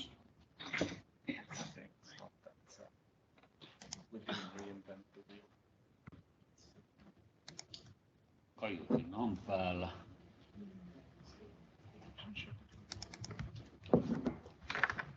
Niklas, are you there? I can see your name on the list. Yes. Yes, so you can hear us clearly now? Yes, yeah, perfect. Okay, yes, very good. All right. Thank you. You look like I would be an alien or something, but I'm just an ignorant social scientist. Well, thank you for this morning's start. I think we had a good discussion and getting one step further once more. On the agenda, as I said earlier before the break, we have summary and next steps. So we have now 45 minutes, and then we will have lunch. And I would like to ask the moderators from the three panels just to give us a short, brief reminder and take-home messages from what we were discussing yesterday and today.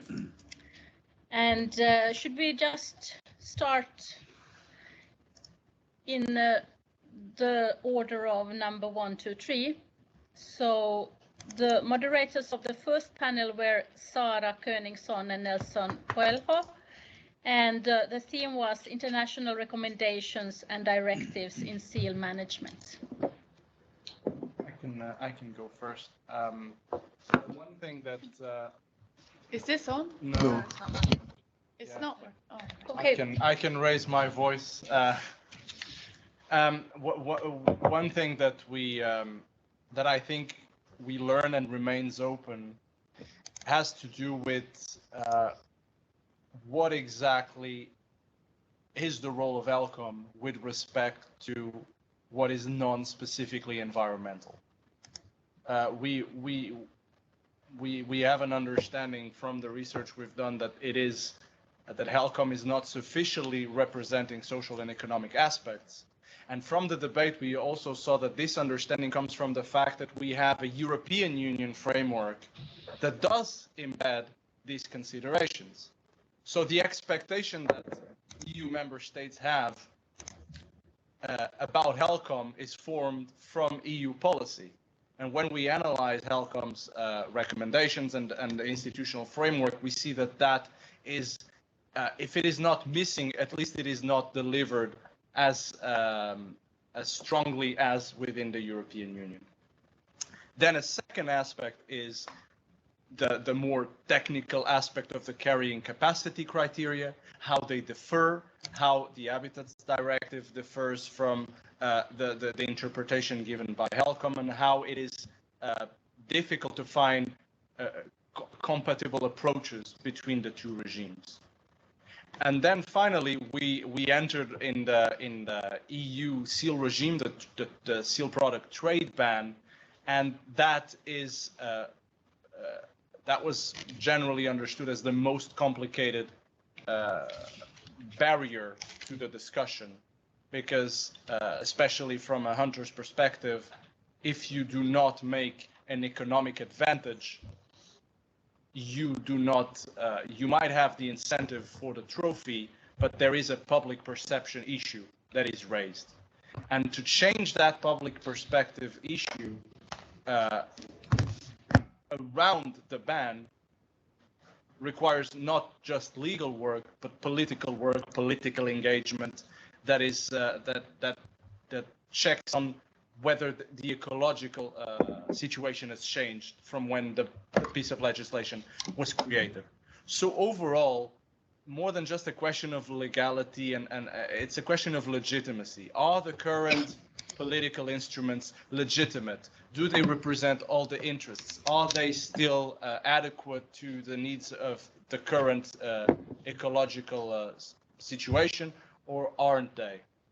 And this requires, as we concluded also in panel 3, this requires field work, because there is already some local knowledge, but that local knowledge is sometimes disputed, sometimes not acknowledged. There was an interesting comment in the chat that the problem is not knowledge, is acknowledge. Sometimes we have knowledge, but decision makers do not value it, do not recognize it. It is not following the scientific methodology. These are local impressions. And I think that that is the key problem of legitimacy of these instruments, is that this knowledge needs to be translated into science, but also policymakers need to have a dialogue with these stakeholders that have knowledge that, even though it's not published in a paper yet, is still politically relevant. So I think this is a summary, and yeah, Sarah. I think you grasped it all. Thank you. Over to Markus and Sven Gunnar then. Yeah. And your theme was seal hunting and other potential management measures. What at least I take with me is that it's so very difficult to discuss this in a right way, with a lot of misunderstanding. At least I think we tried to figure out, point out that this kind of year modification is absolutely important. But also that we have done that during many years, and now there should be other solutions, like hunting. And also I got a real thinking in my head when discussing with Åsa. It is not the struggle against seals that are important. It is a struggle against a mismatch of conservation of the seals that is the struggle. So it's not the seals' fault. It's the man's fault for management of the seals. That should be much more clear, so we could discuss that. So, yeah. Have you some comments, Markus? Yes, first, of course, I fully agree what you said, but just to add or to say something more, then we talked about this hunting issue and protective hunting issue. I think I fully agree with you that all these technical things, technical measures, seal deterrence, gear modification, it has been very important. But as also Janek said, our audience said that if the number of seals is growing uncontrolled, the seals are just forced to come closer to the gears, and we need additional and more, and society has paid already a lot, and society should decide, are we willing to pay even much more for the measurements, technical measurements, or we try to agree on importance of hunting. And here I think we noticed that there are huge differences between the regions. That what is Estonian or Northern Finland problem, it is absolutely not problem in Germany. So we should to understand that there is a big difference between areas. And also we found out that even if the seal hunt seems to be quite the same in all countries, then the problems connected to the hunt are very different. For example, Estonian problem was that it's very hard to fill the quota if you are allowed to shoot seals only where they are not existing really.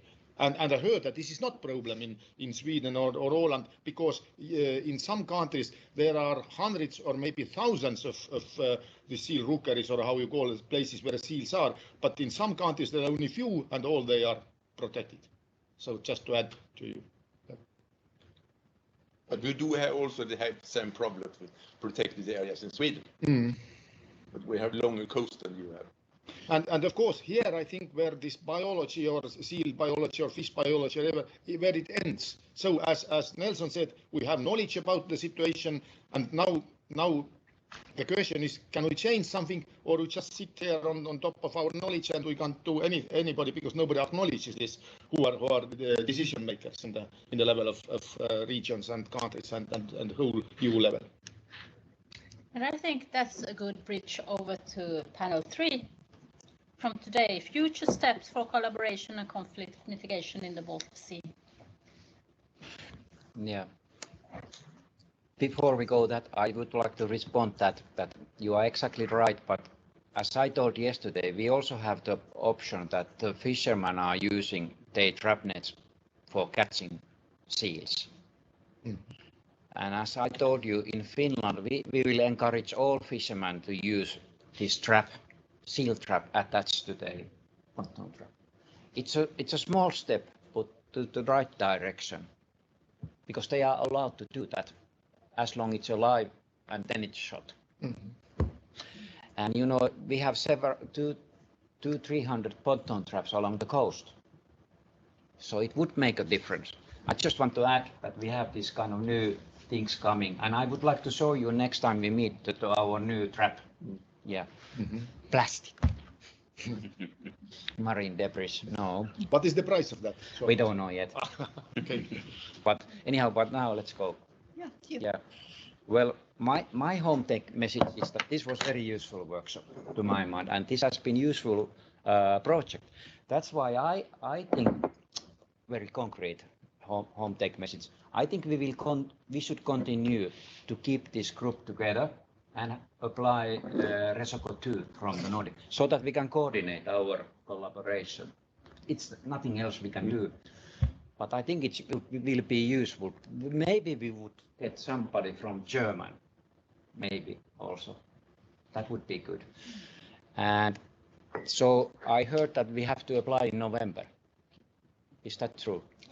Well, somebody told that it's in November. There is a call now in November. Yeah. So in order we can continue this, we actually should make an application. But my experience is that if you have had successful Nordic project, you easily get the second phase. I remember earlier time we always got the next, and because we have some results. We have a fairly good outcomes to my mind, and so I recommend that we continue. But then the second is that we need to get involved with HELCOM, and maybe if the HELCOM would invite us, or we can invite HELCOM and the two groups there, fish and marine mammals, somehow we need to start talking with them into our next phase. I think that's the first step. That's my home take message. And let's finalize the papers. Åsa, do you have anything to add to your panel? No, I agree. I think we just had it, so but I think it was very interesting to discuss here today, and I think it's a good starting point. We need to have these discussions. It's very clear to me yesterday. I think we have come some way today in finding each other and discussing the right things, so to say. So I think it's a good idea to continue this cooperation. Yeah. Just to add to your message that we should cooperate in the future as well. But my suggestion is, if you go on with this project, always try to include also administrations to this project. Start with fisheries administrations, but it is even better if you can get environmental people from the administration on board of this project, not maybe as a counterparts, but please invite them in all meetings you have in the future. Yeah. Because in any case, if there is a need to change the recommendation in HELCOM, you need the help of the administrations, and if they are not involved, if they do not hear what is discussed here, they don't understand, and there is no political support to change. We can kind of have a list of key stakeholders in the, but maybe they don't have to be project partners, because that brings some bureaucracy. Just to invite them to the meetings. It would be very good now, because we are seeing for the setup of this seminar, we have invited a lot of administration as well from all the countries. We have had the challenge that they have declined and just passed on the message to somebody else.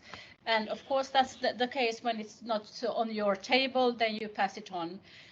But in some cases, we haven't got like the feedback from the administration. So from all countries now, it would be good that we have, for example, we have Denmark, Sweden, Estonia, and also the connection to Finland, that we find the right persons, find the right departments, and so on. And there we ask you for the help for this. Yeah, it's very easy. Good. It's very easy to point out the people, at least in the fisheries world. So, and they would be interested. I'm quite sure. But also on the environmental, marine, and so on. So, very good point. Very good point. Yes. Do we have any comments from online? I have no overview of that. No. And maybe one more suggestion, just to try to go on with this rather quickly, then perhaps the project leader or manager who you have could contact the Baltfish presidency, and to send a letter to say that, okay, we have some results, and you provide those results, and please act on behalf of this group, and start working towards the change of the recommendations of the HELCOM. And then it will be discussed in the Baltfish meeting, and let's see what the administrations will say, at least fisheries administrations. Yeah. Sarah. Yes, Sarah here.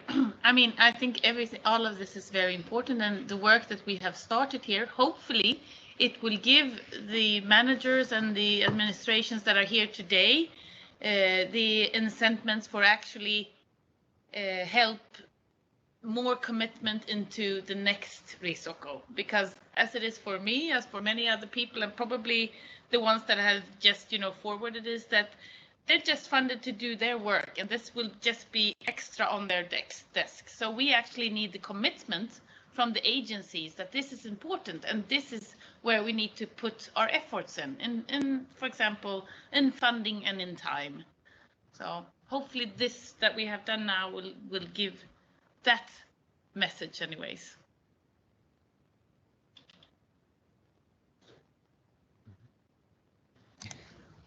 We have now several suggestions on to continue with the RESOCO 2 project. And do we have like any commitment, or I'm sure we have commitments, but do we have any concrete ideas how we go forward?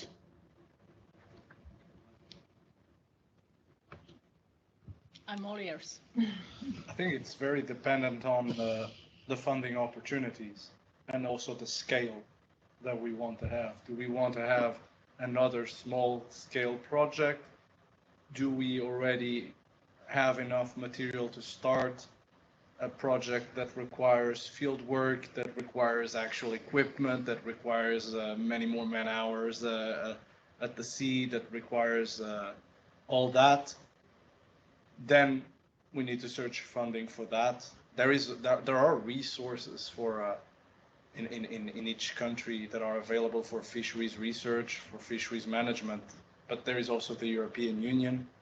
Then do we go for something that is more academic, that is more oriented towards solving the problem, that is a bit of both? But I think it's very dependent on the funding calendars. Yeah. Yes, Patrick? Yeah, the Nordic Council funding is just kind of collaboration funding. It's going to stay on the same level. They don't want to actually us to do any field work, more like collaborate our field work. In order to have money for running something bigger, we need more scientists and we need much more money, like 10 or 15 times more. So we need to go then to EU. Even member countries won't be able to. We have to build, but then we have to have out some, maybe Scotland and Ireland, where seal problem is also very bad.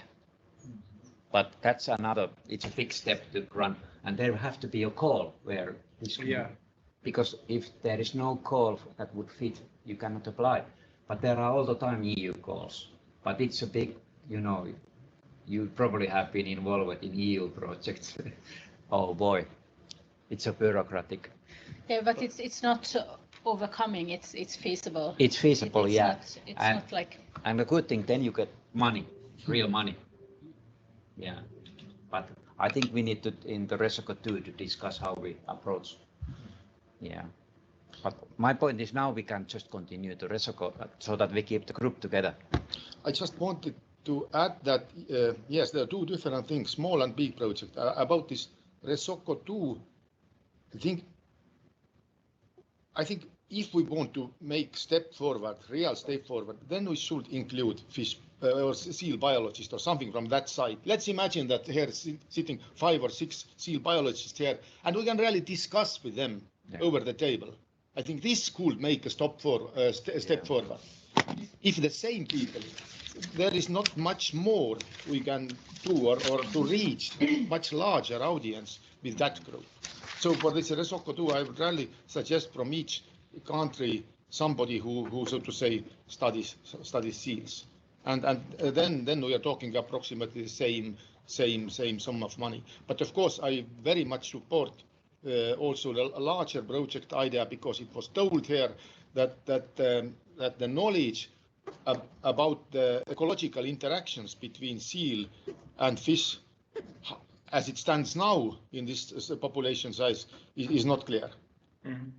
So we should also try to go also this direction. But of course, then the big question stands: should the big project be so to say Baltic project, or as you mentioned, which is also very beneficial to try to include larger audience like Scotland or Ireland. But I think we should try to go both directions. RESOCO 2 and this big one. Exactly.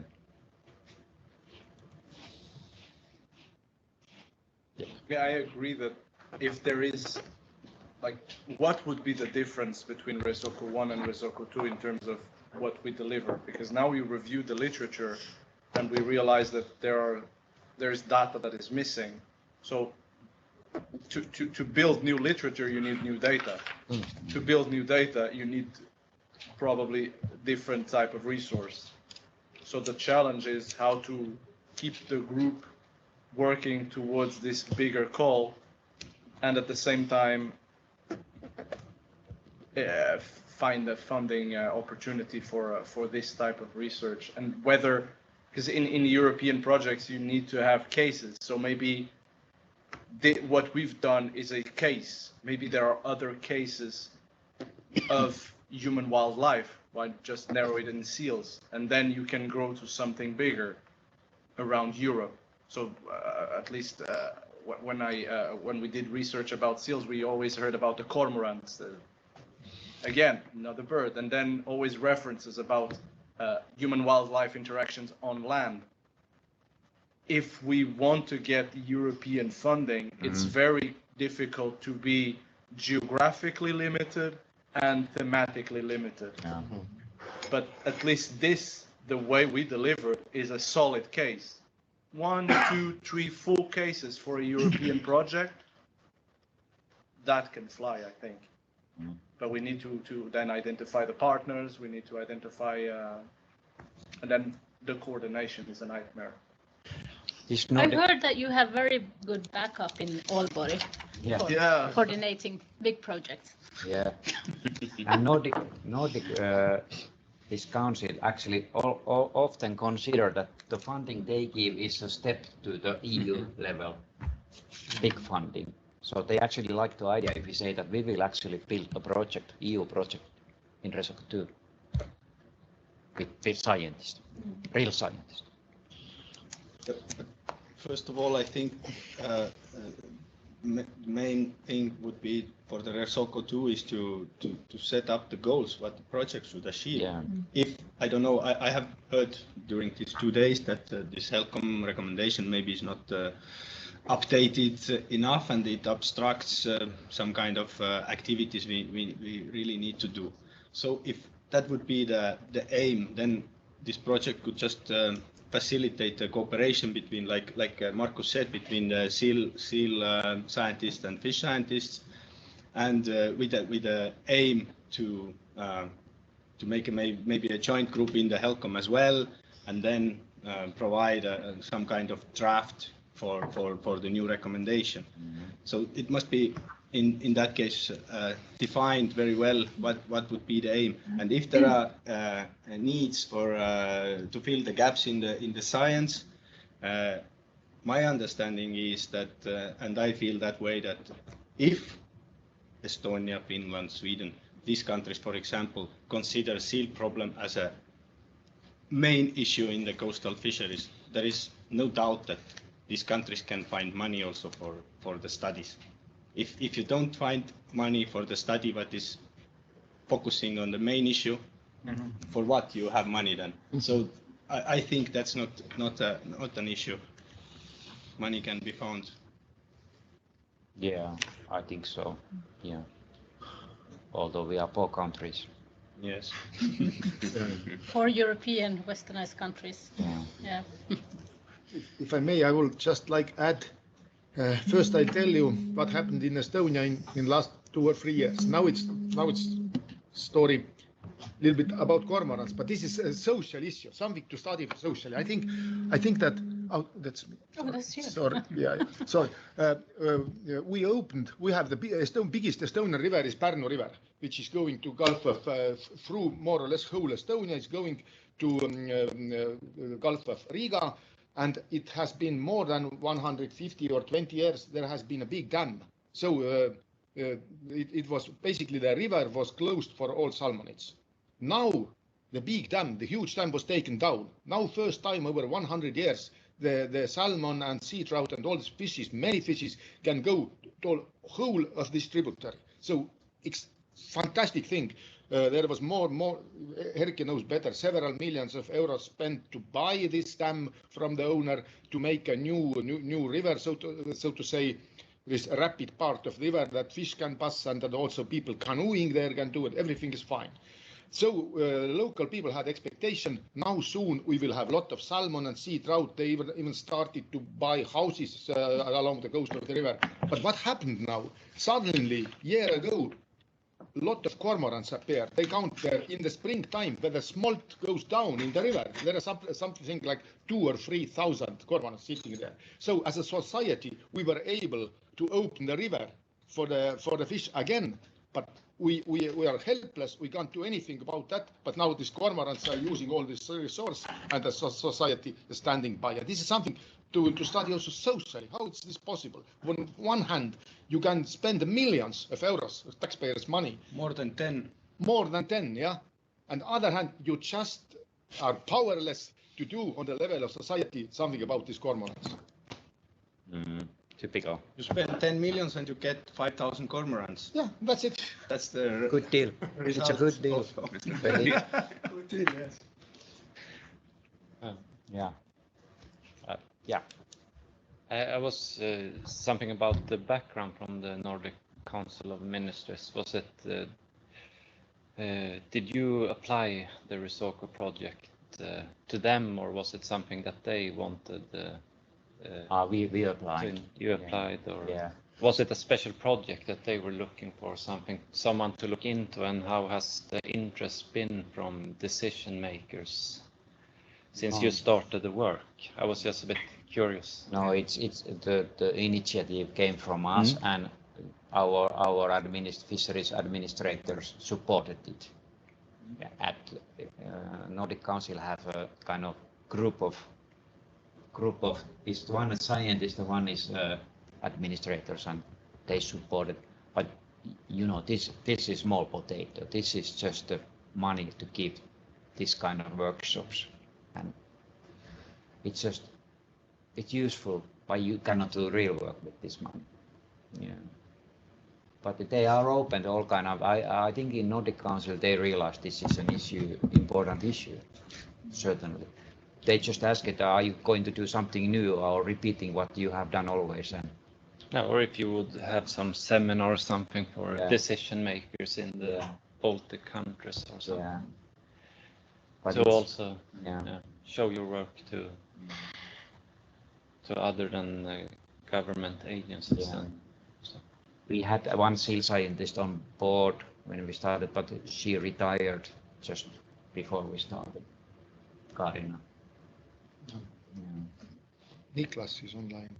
Yeah, Niklas. Hand on. Niklas, you have a floor. Yeah, I was wondering if I could have a couple of minutes. I'm really excited about this meeting because my objective or my ambition with my work as a manager is to improve the ecosystems, the marine ecosystem, the coastal ecosystems, the environmental health, and utilize it as a resource for generations. So I think our common goal, our objective is the same.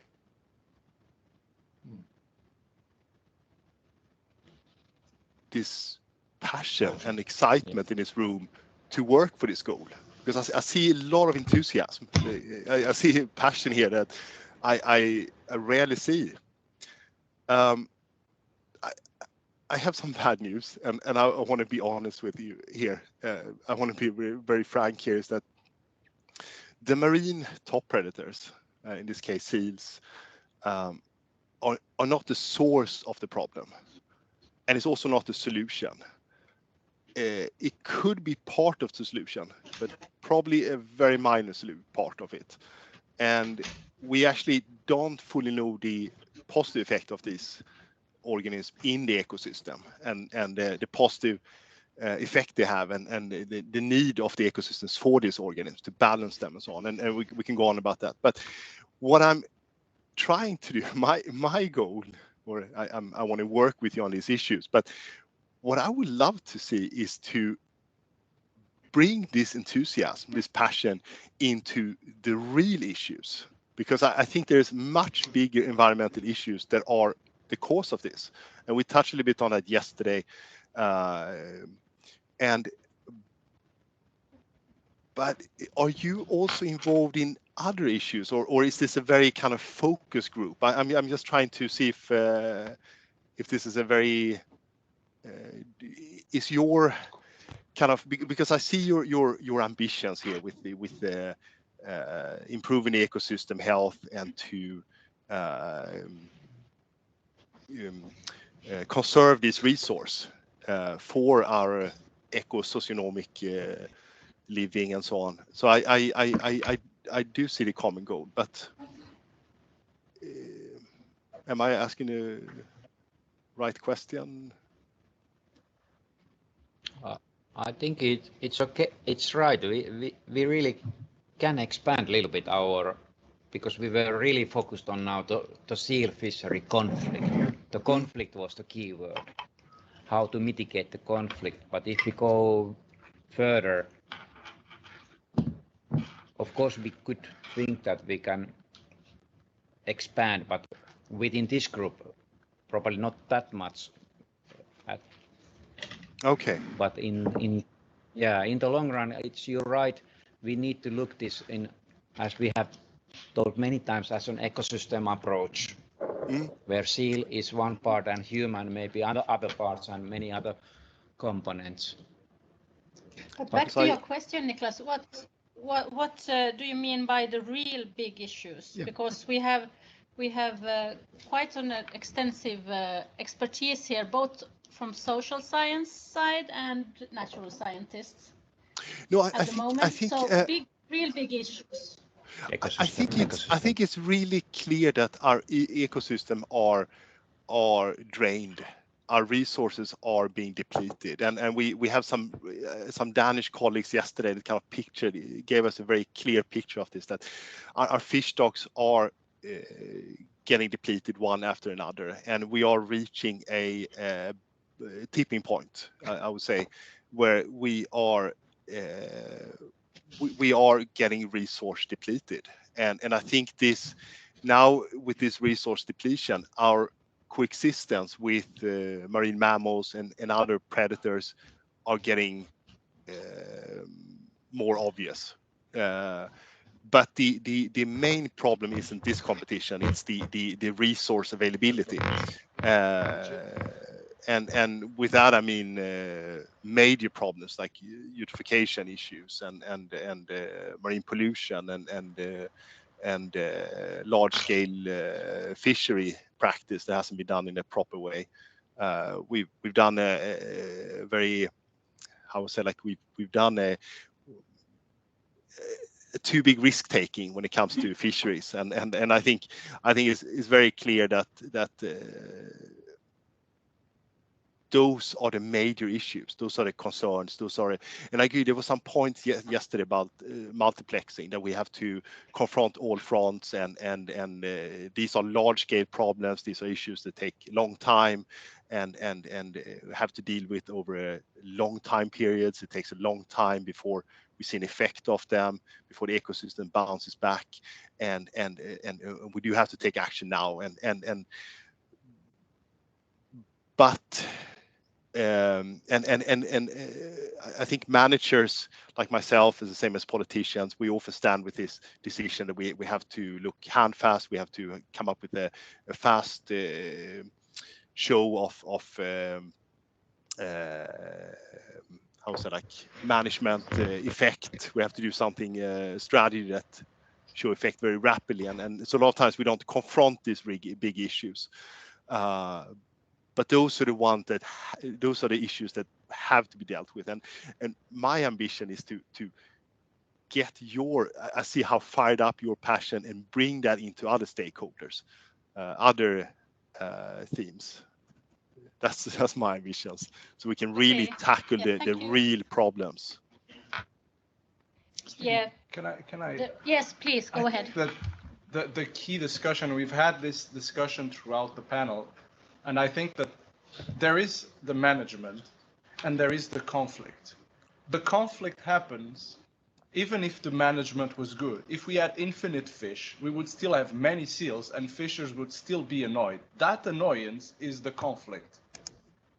The rest is a problem of management of the resource. And I think that those two questions, they can overlap, but they're separate. And at least the way we've been working on and that I approach this is mostly on the fact that there is a conflict between the interest of conservationists and the interest of people that operate the sea for fishing. But if the management, let me just finish. Even if the management is well delivered and the environmental problems are solved and the eutrophication problems are solved, everything is well protected, there will still be seals searching for fish and affecting fishes. So there will be a conflict, and that conflict is a problem in itself. And I think that that's, if I'm not mistaken, what we've been doing in this project. Okay, I would like to take in Mark from the audience as well, so we get another voice.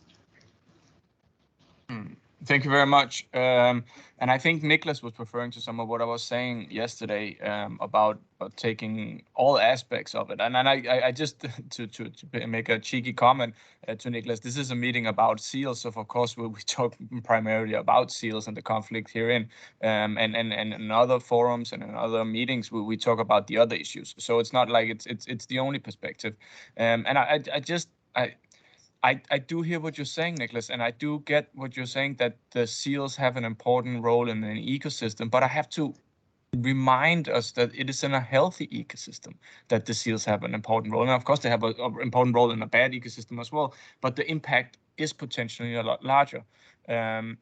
I had a discussion with a friend a while ago who was well, we had sort of the same parallel discussion with this, and then he was saying like, but Mark, what you're telling me is that if you want to kill the dragonflies and the hornets to protect some butterflies in a small pond, and I was like, yes, that could be a point.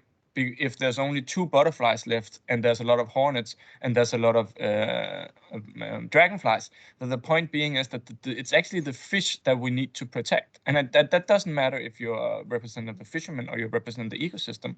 At the moment, there's a scarcity of fish. And there's not a scarcity of the big marine mammals and the top predators. In comparison to an ecosystem, it's opposite than it's been for a long time. And just to add another comment, I don't necessarily think that if there's a lot of fish, if there was if the stocks were healthy and there was plenty of fish for the fishermen, and there would still be many seals, there would be annoyances, but there wouldn't be a conflict in the state there is right now. What we hear from our fishermen is like they have a lot of respect from these seals. Like they basically do the same job, right? They catch fish and they are very impressive, and they actually have respect for these animals. They just really annoyed that they are costing them that much money. So I don't necessarily think that the conflict is there just to be it because they are in the same area. If there was abundant resource, abundant fish, I don't think we would have this debate or this conference. We are here because the fish stocks are doing really bad and the ecosystem are in its knee. We have to remind ourselves that, and we want more fish because our fishermen wants to fish more fish, but we want more fish to begin with. Then we can look at the other hand, and seals and the very large seals population at the moment has to have an effect here. We can't just look away from it. I don't think so, at least. Thank you. No, can I say one? I completely agree with you, Mark. My point here, my concern, because I completely agree here. My point, my concern here is that a lot of times when we focus this debate on this conflict, we lose the eye of the ball, and the ball is the resource depletion. And that's what's creating this conflict. The fishermen are not doing well, that's very clear, and the seals are not doing well, health-wise and population. So right now, and so we do have a resource problem, and the solution to this is not this mitigation method. It might help in some ways locally, regionally, but it's not the major solution to the problem. And that's my main problem is that we need to handle this conflict, but the major solutions is not here.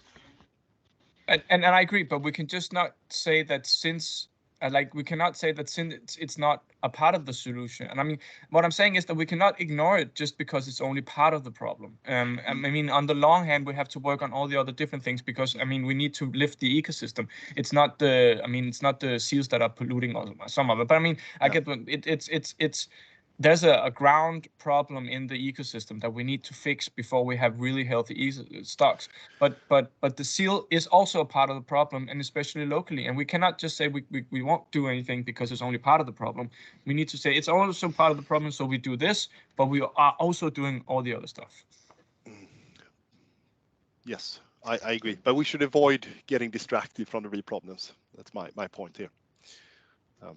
Yeah, may I just add that actually once more it seems to be that our problems are different because sitting in Estonia, I just cannot agree with this ecosystem collapse. I'm currently director of Estonian Marine Institute, so I have very good data coming in from all people who are studying all aspects of Baltic Sea life in Estonia. I agree that there is eutrophication, too much nutrients, but it, thanks God, it has not resulted in any fish stock depletion. Yes, we don't have cod, this is true, but cod has not been that important. But for Estonia, for most of our fish resources, the situation is quite good. Basically, there are two problems of fishermen. I already mentioned this. The steels, of course, we all know, they say, why not to believe fishermen if they say that there is fish in the sea, but I just cannot fish because I have holes in my gear. And the second problem, which has not addressed here at all, is of course this general economic situation that the price of the fish has been the same in Estonia for the last 20 years, but all the costs have increased. But this is not, maybe we should not discuss here, that basically if you compare the price of the fish, no, I mean the real price that fishermen can, what is the realistic price how fishermen can sell their fish, and then you compare it to the pig or pork meat or to this birds, then the fish is just so expensive that nobody's really, or not nobody, but let's say big masses of people don't want to buy it because it's a little bit more too expensive if compared to pork, for example. But we are not addressing this here. So what I'm saying that I fully agree, or maybe I put it that way. I don't know what is going in the southern Baltic, but in northern Baltic, in Estonia at least, and in Gulf of Finland, there is no real depletion of fish stocks. Thanks. I think like we have 5 minutes left of the time sitting in this room, and the expected seminar outcomes that we presented yesterday was to present the outcomes of RESOCO 1, what we have been doing, to discuss the key outcomes of the projects, and here we have done what we in this room have considered the important mitigation means instruments, and where we have presented our expertise. Of course, we need to enlarge our group in a way and take in more other viewpoints, but for now the results presented is by the group itself here today.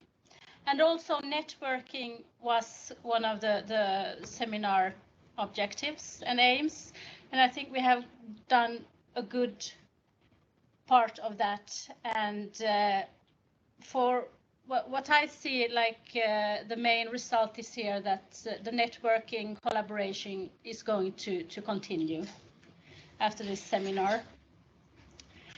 And I would suggest that the project group now from RESOCO 1, we take like an email correspondence and see how all of us feel and can then how do you say, hook on to the next step to RESOCO 2 project, and how we arrange that, like in practice, so to say. Just for practicalities, we have now lunch outside that waits. And for my part, I thank all the participants online. Thank you. It has been a pleasure, and yes, of course, to you. Pleasure to get to know new people. And also an applause to all of you. It has been a pleasure having you here in Helsinki.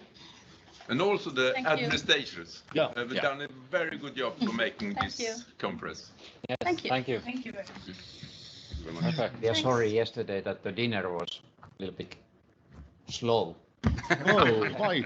We had Okay, lot of time. I got extra beer. Okay, that's right.